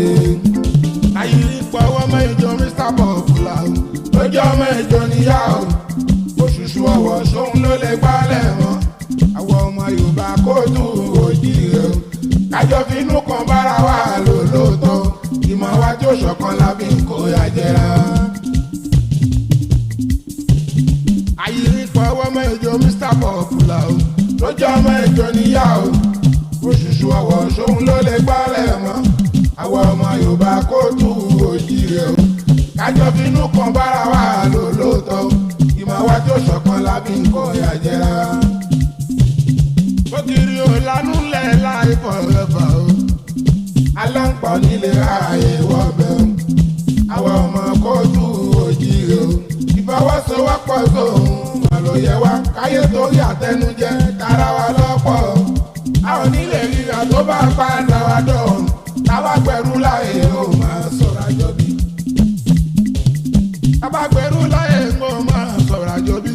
Tábà gbẹ̀rú láyé ó máa sọ̀rọ̀ àjọbí. Ó ṣe Yorùbá kó ṣe Yorùbá. Ọ̀rọ̀ Yorùbá nation fi wá ní ìfàmìfà o. Yorùbá nation ó yẹ kó lè múlẹ̀ ni. Àwa náà ló máa padà wúlò fún ìṣọ̀kan ọmọ Yorùbá ló fi lè rákùn o. Òun ló lè yọ wá kúrò lóko àwọn ẹrú. Oko ẹrú àwọn ẹ̀dá. Broadcasting worldwide, online 24/7, at work, At home, on your smartphone. Ọ̀rọ̀ Yorùbá nation fi wá ní ìfàmìfà o. Yorùbá nation ó yẹ kó lè múlẹ̀ ni. Àwọn náà ló máa padà wúlò fún ìṣọ̀kan ọmọ Yorùbá ló fi lè rákùn o. Òun ló lè yọ wá kúrò lóko àwọn ẹrú. You are listening to Starr Radio Morning Show. amúnisìn fúnni lóògùn ọ̀pẹ lójú. Yorùbá nation ó ní láti wáyé ohun tó wá gbàgbà mọ́ fún. Yorùbá nation ó ní láti wáyé ohun tó wá gbàgbà mọ́ fún. Fúlàní pa wá wọ́n rẹ̀ wá àgàgà nínú gọ́ọ̀mẹ̀ntì Yorùbá ó lẹ́nu. Òwe Yorùbá kan máa ló sọ pé a ò kí n pé ní nǹkan ẹni orí ilẹ̀ bàbá wa Fúlàní yàn á jẹ. Okay, I hope that you've enjoyed that tune this morning and I've made your day wherever you are. It is Starr Radio UK, your favorite African and Caribbean radio station in London.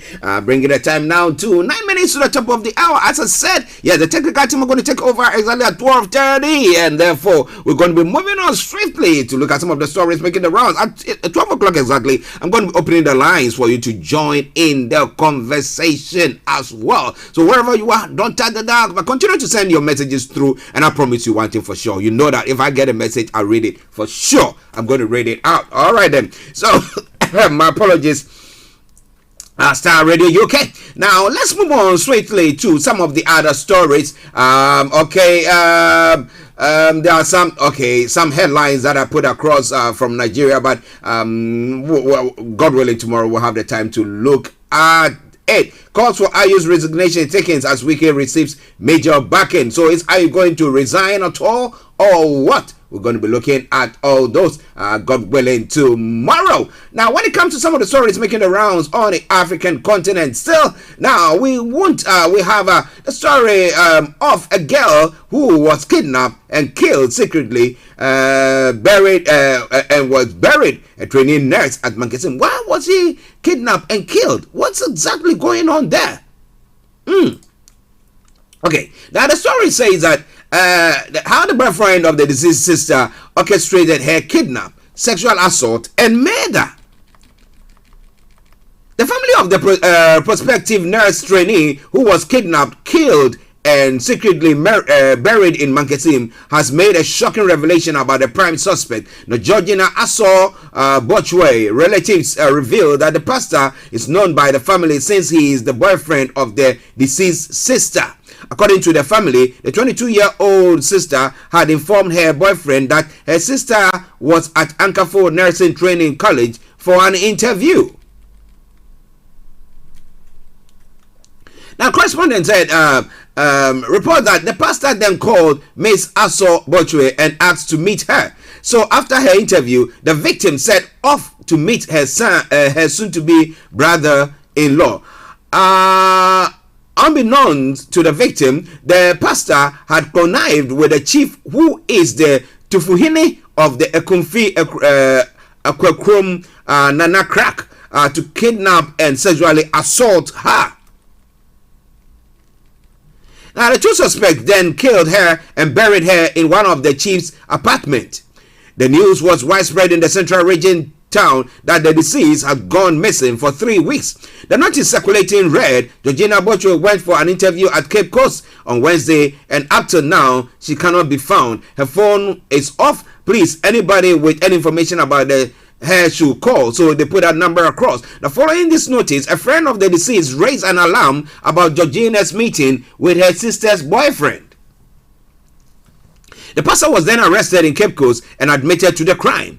He subsequently led the police to the residence where Georgina had been buried and her body was exhumed. Meanwhile, the chief, who fled after reports of the arrest of his accomplice, has been arrested as well.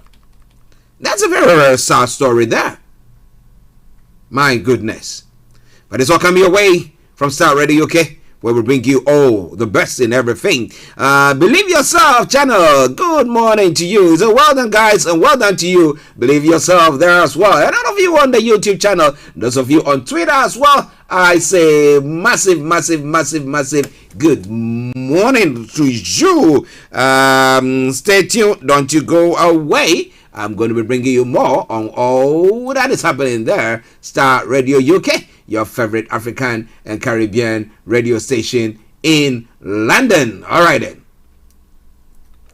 Okay, now moving on straight to some of the other stories still in Ghana. as well.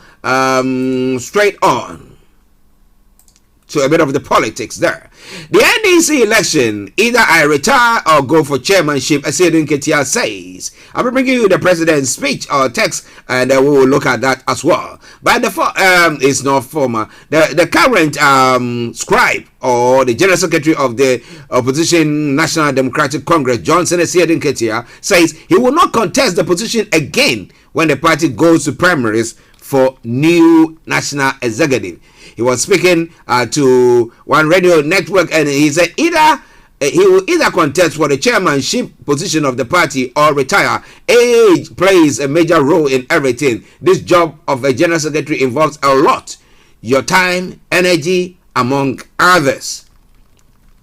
Now, I have considered all these, and I am of the firm view that I won't contest again. What I am saying is that I won't seek re-election as a general secretary. So he made the point clear. I have two other options at hand. Either go for the chairmanship or retire, says Mr. Asiedun Ketia. There are speculations between Ketia, who has been general secretary for the party close to 2 decades, is lacing his boots to contest the incumbent chairman, Samuel Ofosu Ampofo. Now, meanwhile, the party has announced that it will elect its national executive on December 17, 2022. This was disclosed at the press conference on Thursday at the party's national headquarters in Accra. Well, it is all Star Radio UK, your favorite African and Caribbean radio station in London. Now, moving on straight to some of the other stories making the rounds, trying to bring you the statement that the president made at the UN General Assembly, the 77th UN General Assembly. Now, the president was talking about credit rating agencies pushing Africa deeper into debt. Now, the President Kufuor has slammed the framers and players of the international financial market, accusing its operators of bias against African countries. Delivering his address at the UN 77th General Assembly, the President argued that barriers are deliberately created to deny Africa the support granted other developing countries during crisis moments. He lumped together credit rating agencies for worsening the woes of African countries with insensitive credit downgrading reports. It has become clear, if ever there was any doubt, that the international financial structure is skewed significantly against developing and emerging economies like Ghana. The avenues that are open to powerful nations to enable them to make or to take measures that would ease pressures on their economies are closed to small nations. To make matters worse, credit rating agencies have been quick to downgrade economies in Africa, making it harder to service our debts. The tag of Africa as an investment risk is little more than, in substance, a self-fulfilling prophecy created by the prejudice of the international money market, now which denies us access to cheaper borrowing, pushing us deeper into debt. But the question that I've been asking myself is, now when we go for the borrowing, even if we get good deals, what do we actually use the monies for? Do we get value for money? Or are we getting to a place where when we go to get a loan, you go to the IMF, and like the IMF would say, they bring you some laws and rules that you have to obey. Maybe that is what has to happen this time around. So if Ghana is saying that for our economy or for our roads, we want to go in for a loan, then maybe is it if it's from the US or from the UK or whatever, they said, okay, we're going to be sending people in who are going to manage the whole thing. Foolishly as well, we have to be paying for those people, because why? When we are giving loans, we're not able to manage them, and so they think that, well, whatever happens, it's just a risk. But what do you think? Maybe the Western or the advanced countries or these money, credit rating agencies are not doing as good. If they are not, what is the option? What do you think? It's all coming your way from Star Radio UK. It is your favorite African and Caribbean radio station in London. Yes, let me announce the lines open. Tick tock, call a few seconds to 12. Now, if you want to join in the conversation, feel free to do so. It is 02081 332257 or 58. 02081 332257 or 58. You happen to be in the US or Canada. It is 001 718 303-2737 001-718-303-2737. Now text or WhatsApp us is 075-3966-1745. Twitter handle is at Star Radio UK and email address is info@starradiouk.com. Now let's move on to other African countries and look at what is happening there. Now Guinea's military ruler is in Mali on the eve of ECOWAS Extraordinary Summit. Now Guinea's military leader will attend Thursday's Mali's 62nd anniversary celebrations. Mamadi Doumbouya landed Wednesday in Bamako. He was welcomed by Mali's military ruler upon arrival. The goodwill and welcome visit, as stated by a Malian communique, came on the eve of the two major events. Now, Bamako's 62nd independence anniversary and high-stakes ECOWAS Extraordinary Summit on the sidelines of the UN General Assembly, Guinea's ruler insisted on the first event. I am in Bamako alongside my brother, President Assimi, to celebrate Mali's independence and to accompany the Malian people. Mali is a sister nation, Doumbouya said. Of course, we know that Guinea and Mali are like one lung, two organs in the same body. It is important to that be in Bamako to celebrate the independence of Mali with our Malian brothers. Now, Assimi Goïta and Mamadi Doumbouya have many topics to discuss. Both countries are still suspended from the ECOWAS bodies following their coup d'etat. Now, West African leaders will discuss Guinea transition timetable in New York on Thursday. That's today. The military rulers have suggested staying in power for 3 years before handing it over to elected civilians. In the case of Mali, it is a diplomatic row with the Ivory Coast that should be the center of attention. The 46 Ivorian soldiers have been detained in Mali since July. Bamako accuses them of being mercenaries, which Abidjan denies. And as I said earlier on during the introduction of the program,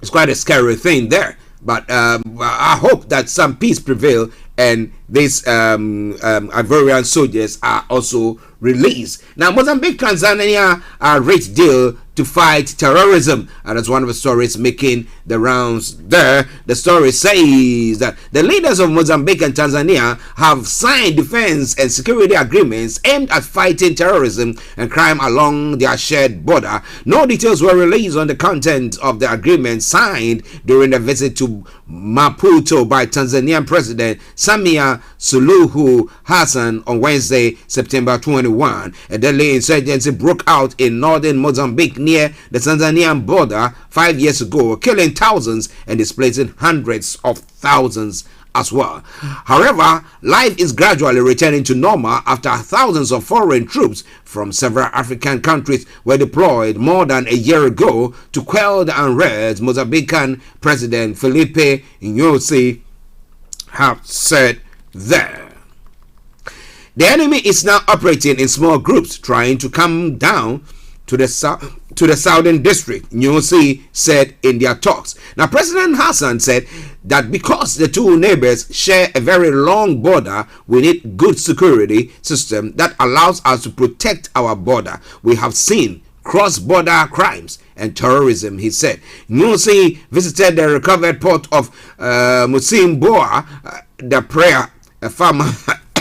My apologies. A former de facto jihadist headquarters on Tuesday. In October 2017, about 30 gunmen launched down a dawn raid on 3 police stations in Masimboa, the prayer, marking the beginning of the insurgency. Since then, more than 4,258 people have been killed, according to Accolade, and 820,000 have fled their homes. Now, Mozambican forces, backed by Rwandan troops, claimed in August 2021 to have driven out the militants occupying the port. Well, kudos to them, and more grace to their elbow, coming together to fight one cause, that is insurgency there. But it's all coming your way from Star Radio UK, your favorite African and Caribbean radio station in London. Well, There's one story from Nigeria that I'll put across as well. Let me bring that one first before I bring you the final story from Africa, and then we'll move on from there.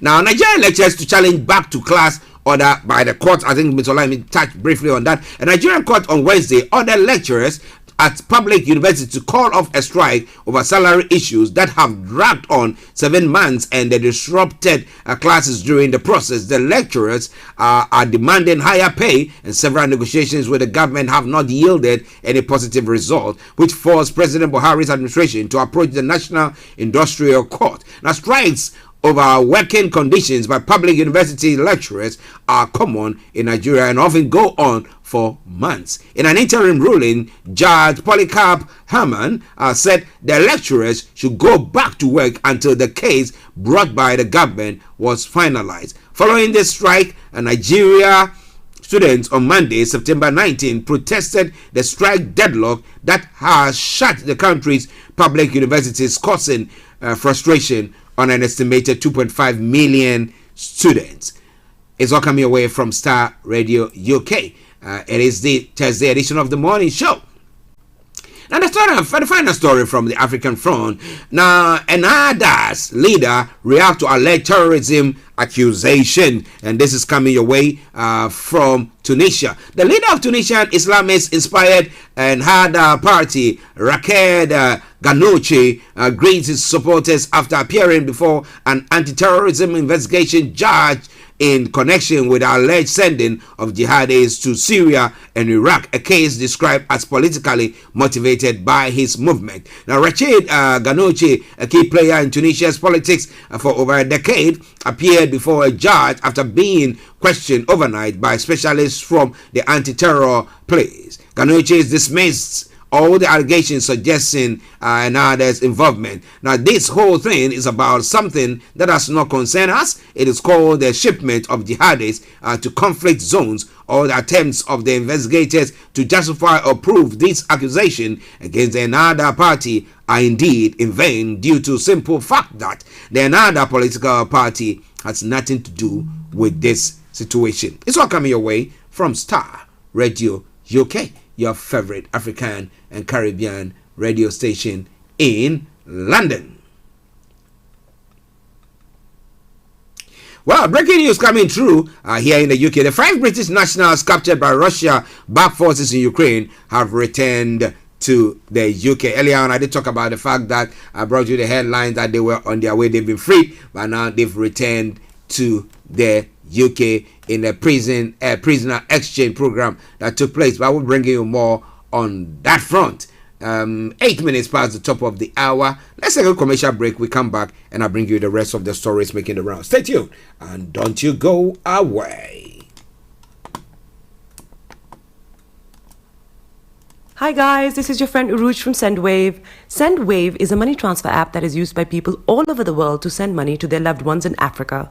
With SendWave, you can send money to Ghana, Nigeria, Kenya, Uganda, and Tanzania. And the best part is, SendWave is absolutely commission-free. Our exchange rates are excellent. You can see for yourself by checking them out on our website. So how do you use SendWave? SendWave is an app that you can download onto your phone from the App Store or Google Play Store. The app is free to download. After downloading it, just open the app and enter your name, email, and phone number. That's it. You're good to go. Make sure you use the promo code SR. S for Starr, R for Radio. This promo code will give you £5 free credit to send to Africa on your first transaction. Your money will be delivered to your recipient within seconds. Feel free to call me on 0749 7377 647 at any time. I'll be happy to tell you all about SendWave and help you in any way I can. Remember to use the promo code SR for £5 free credit. Medasse. Hi everyone, it's your girl BB Clement, the author of How to Go From Employee to Entrepreneur and the host of your weekly business show, BB Means Business, the show where we discuss everything you ever wanted to know about business but you were afraid to ask. How do I start my business? How do I raise the finance? How do I grow my business? Where am I going to find my customers? Join me every Tuesday at 1:30 p.m. on Starr Radio UK to get all the information and tips that you need to become a successful entrepreneur and become financially free. Remember, don't let life dictate to you. Rather, put your signature on life.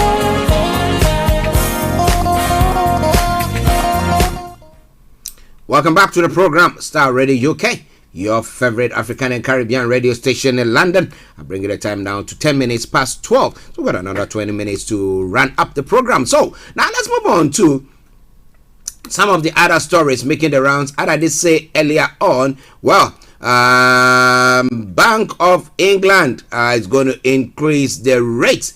Okay. I'm trying to get that. Is it how many percent? 0.5 points interest.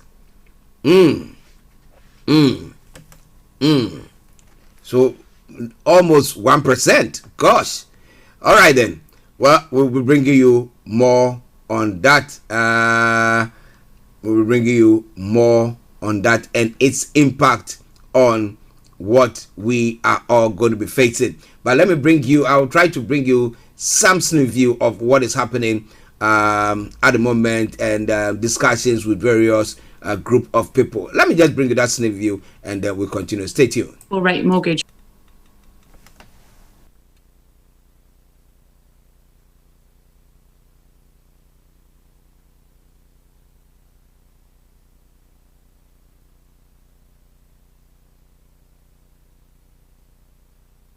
You'd either be on a tracker which tracks the Bank of England base rate, and so you'll almost immediately see your costs going up, or you'll be on what's called a standard variable rate, which is your mortgage lender's most expensive rate, and it's the rate you kind of default onto when you come off any fixed rate deal.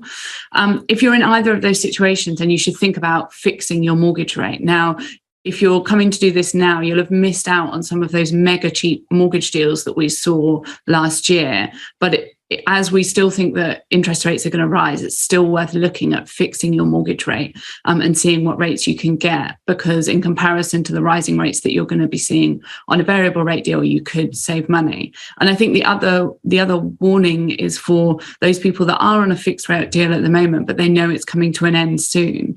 Lots of people locked in those super cheap mortgage rates a couple of years ago. And if you had a 2-year fixed rate deal, you might find that that's coming up soon, and you're going to be remortgaging into a very different market that's much more expensive.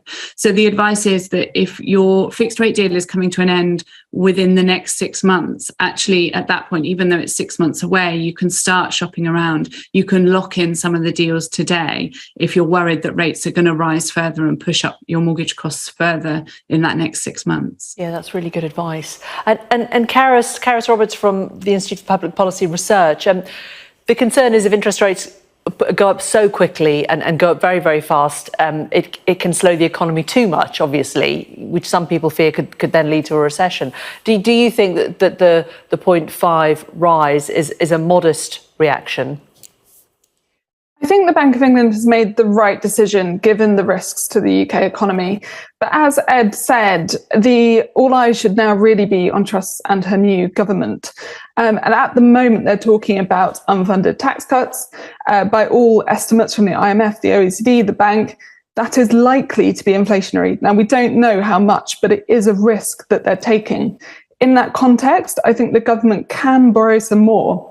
But it's really important that it's using that space to put our economy on the right track for the long term and to help people through this winter. So that would be things like investing in renewables, investing in warm homes, investing in things like childcare that will help people to get back into work after having a child. So there are lots of things that the government could be doing to help people with costs and help boost the economy. And it's really over to them now. Okay. Karis Roberts and Laura Suter, thank you both very much. And thank you to John Jr. and Karen Isaacs for joining us as well. I really appreciate all of your time. Thank you. Well, tomorrow...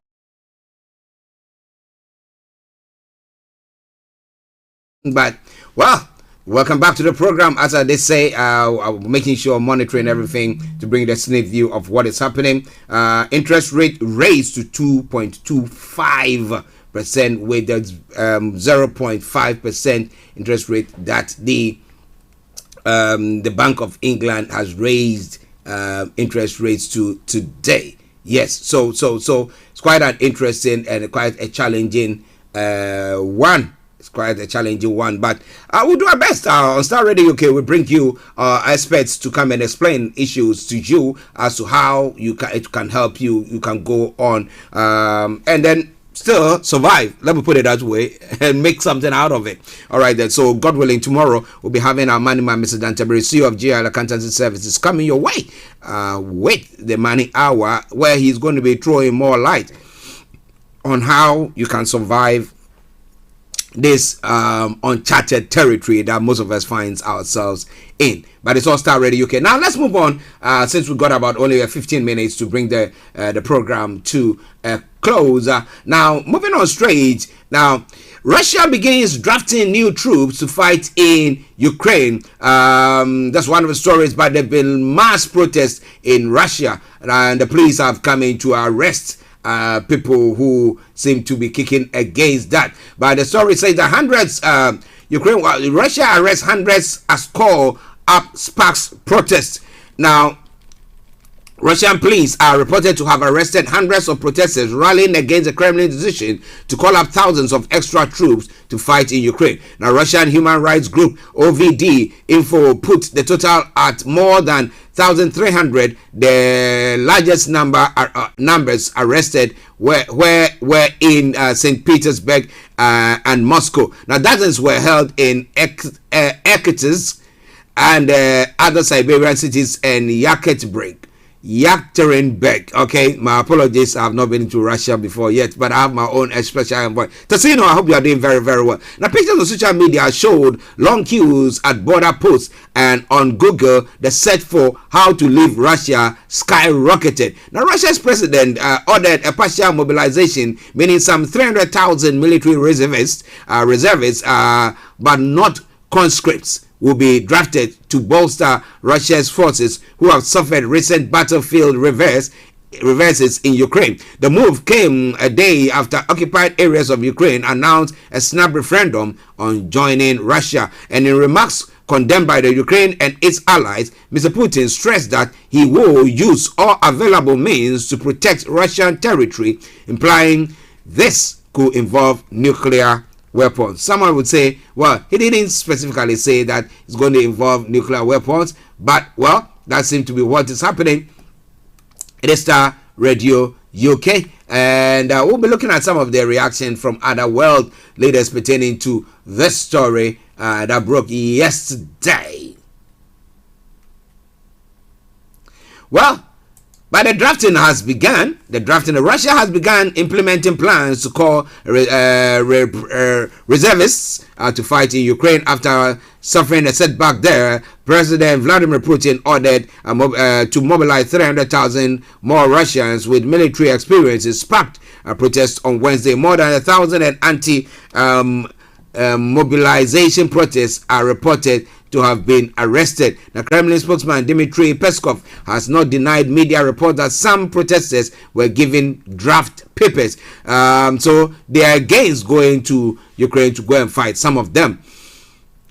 And so in Russia, Ukraine is celebrating a prisoner exchange which saw more than 200 prisoners of war released by Russia. They include more than 100 members of the Azov battalion hailed as heroes for mounting resistance at steelworks in Mariupol. Now, 5 British nationals also freed have arrived in the UK, as Adet announced earlier on. But in Ukraine, President Zelensky has taken to Telegram to thank Turkey and Saudi Arabia for their respective roles in last night's prisoner of war exchange. Now, first mentioning the 215 Ukrainian soldiers returned from Russian captivity, Zelensky says he appreciates the contribution of everyone involved in rescuing the defenders. He specifically mentioned President of Turkey, Erdogan,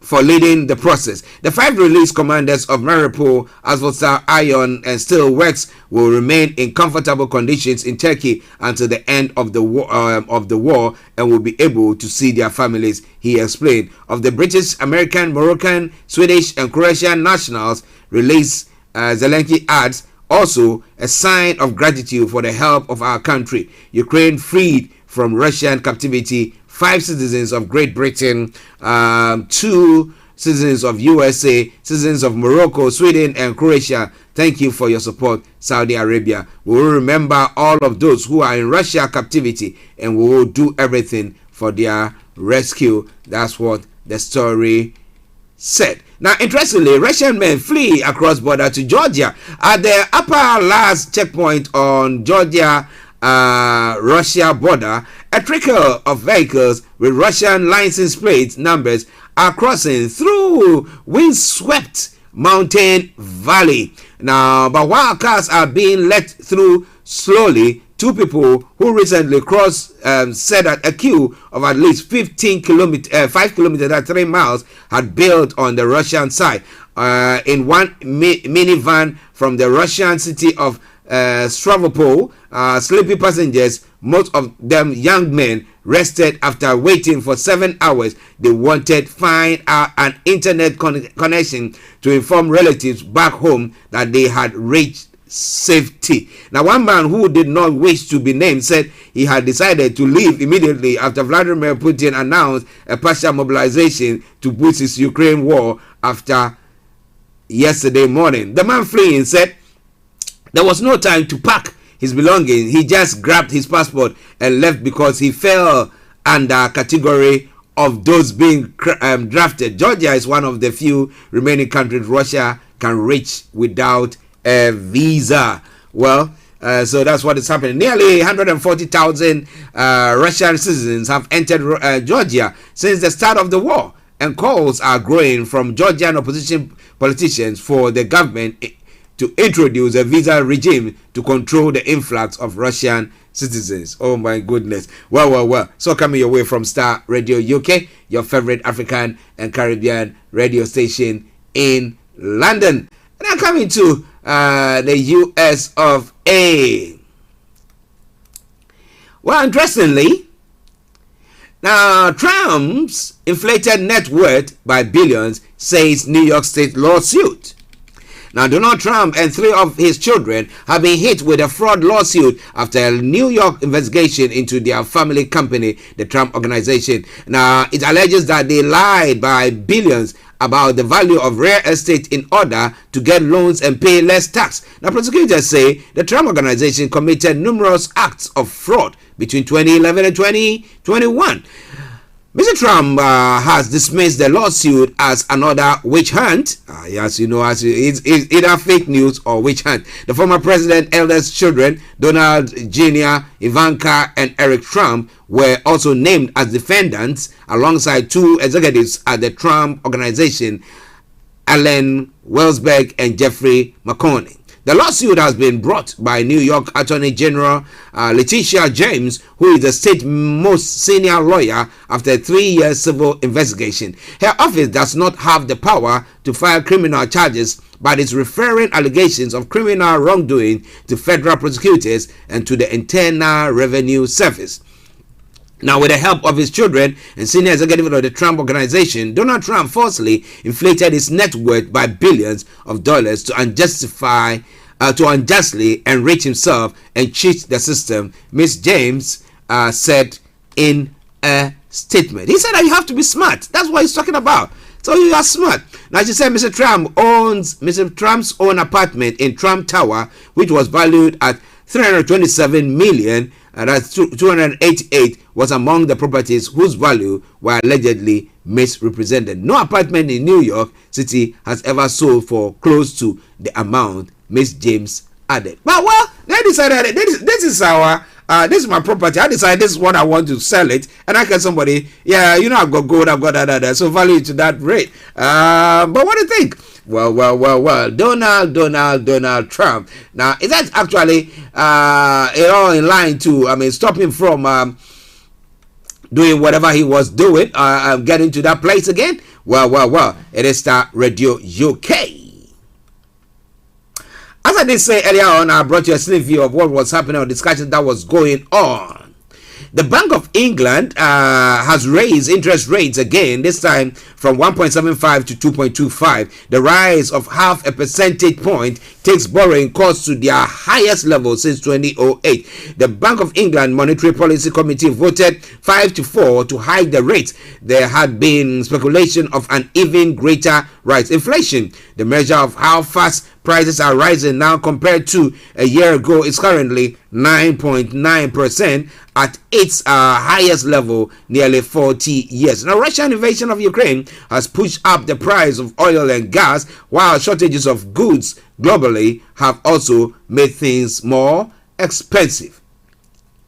Now, Martin Lewis has offered advice after rate rise. The founder of money saving expert Martin Lewis has responded to the Bank of England announcement, saying variable mortgages will rise by £25 a month per 100,000 borrowed. Now, while fixed mortgages won't be changed until they come to an end, new fixed rates mortgages will be much costlier. He adds, with saving rates, customers should wait a day or two to see how their new rate is factored in and be prepared to switch there as well.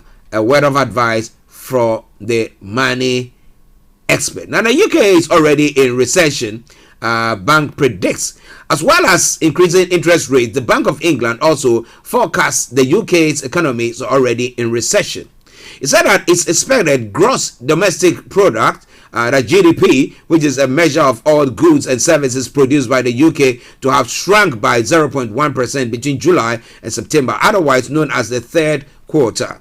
The recession is defined as two consecutive quarters or 3 months periods of shrinking GDP.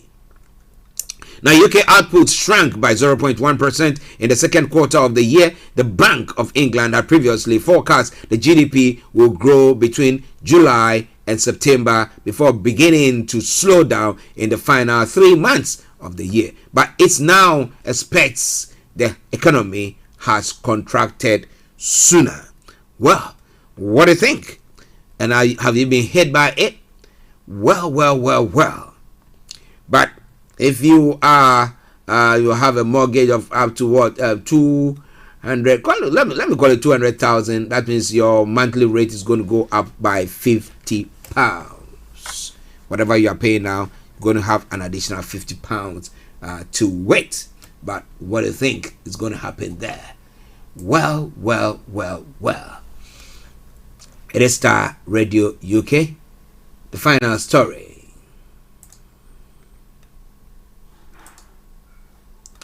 Huddersfield stabbing made an arrest after 15 killed outside a school.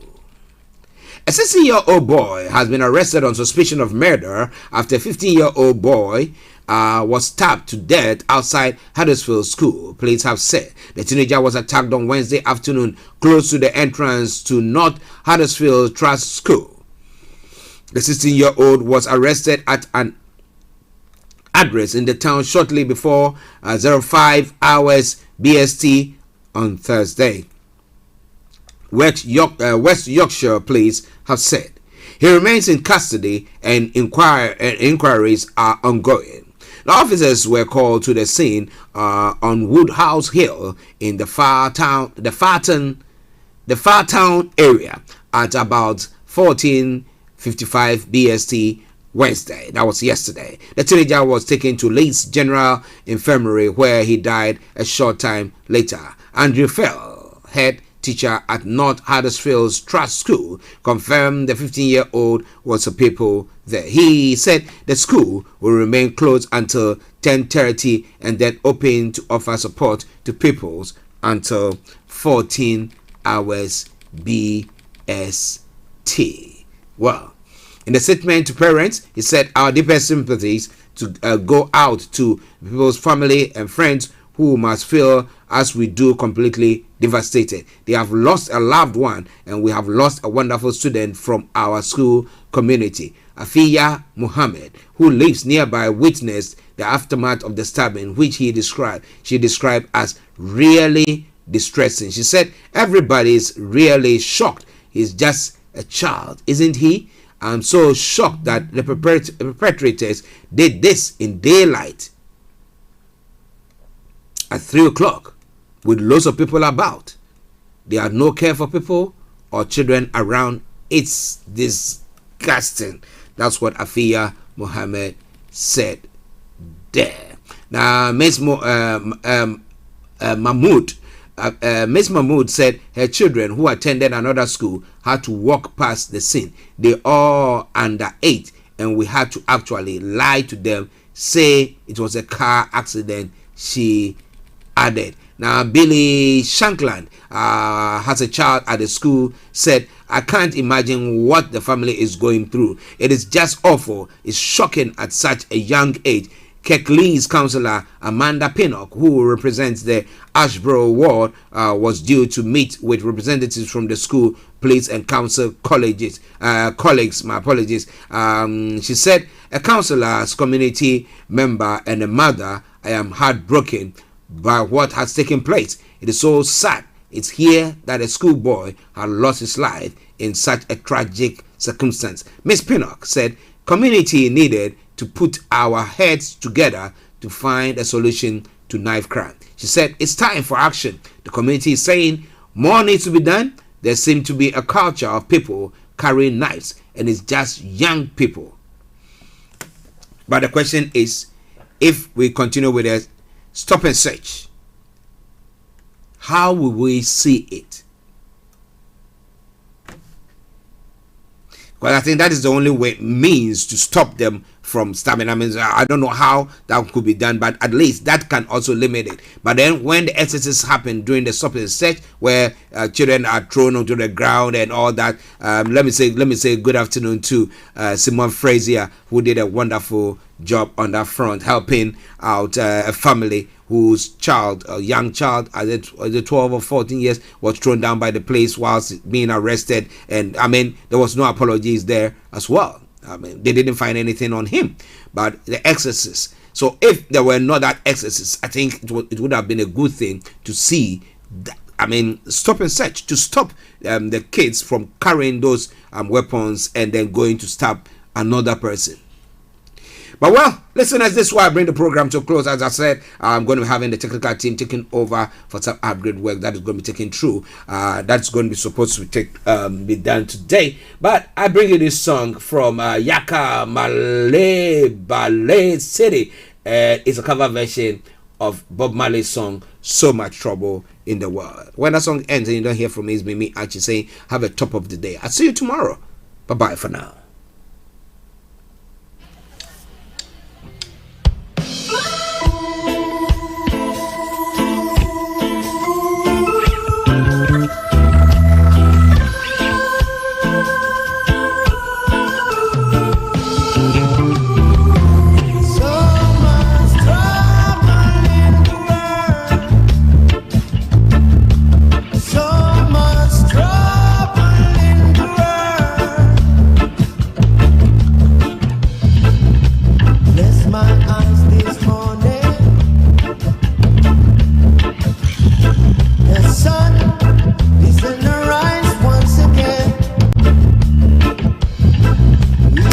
Broadcasting worldwide, online 24/7.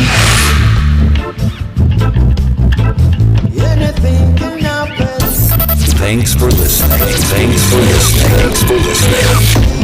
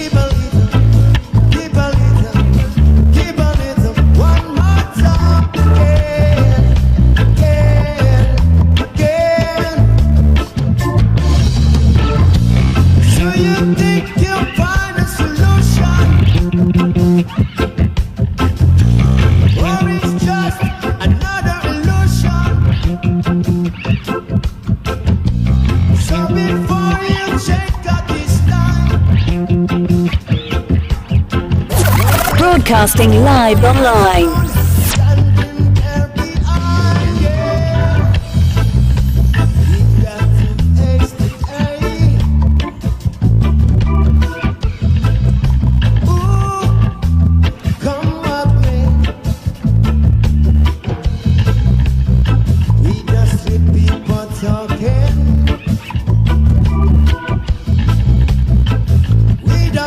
Struggling.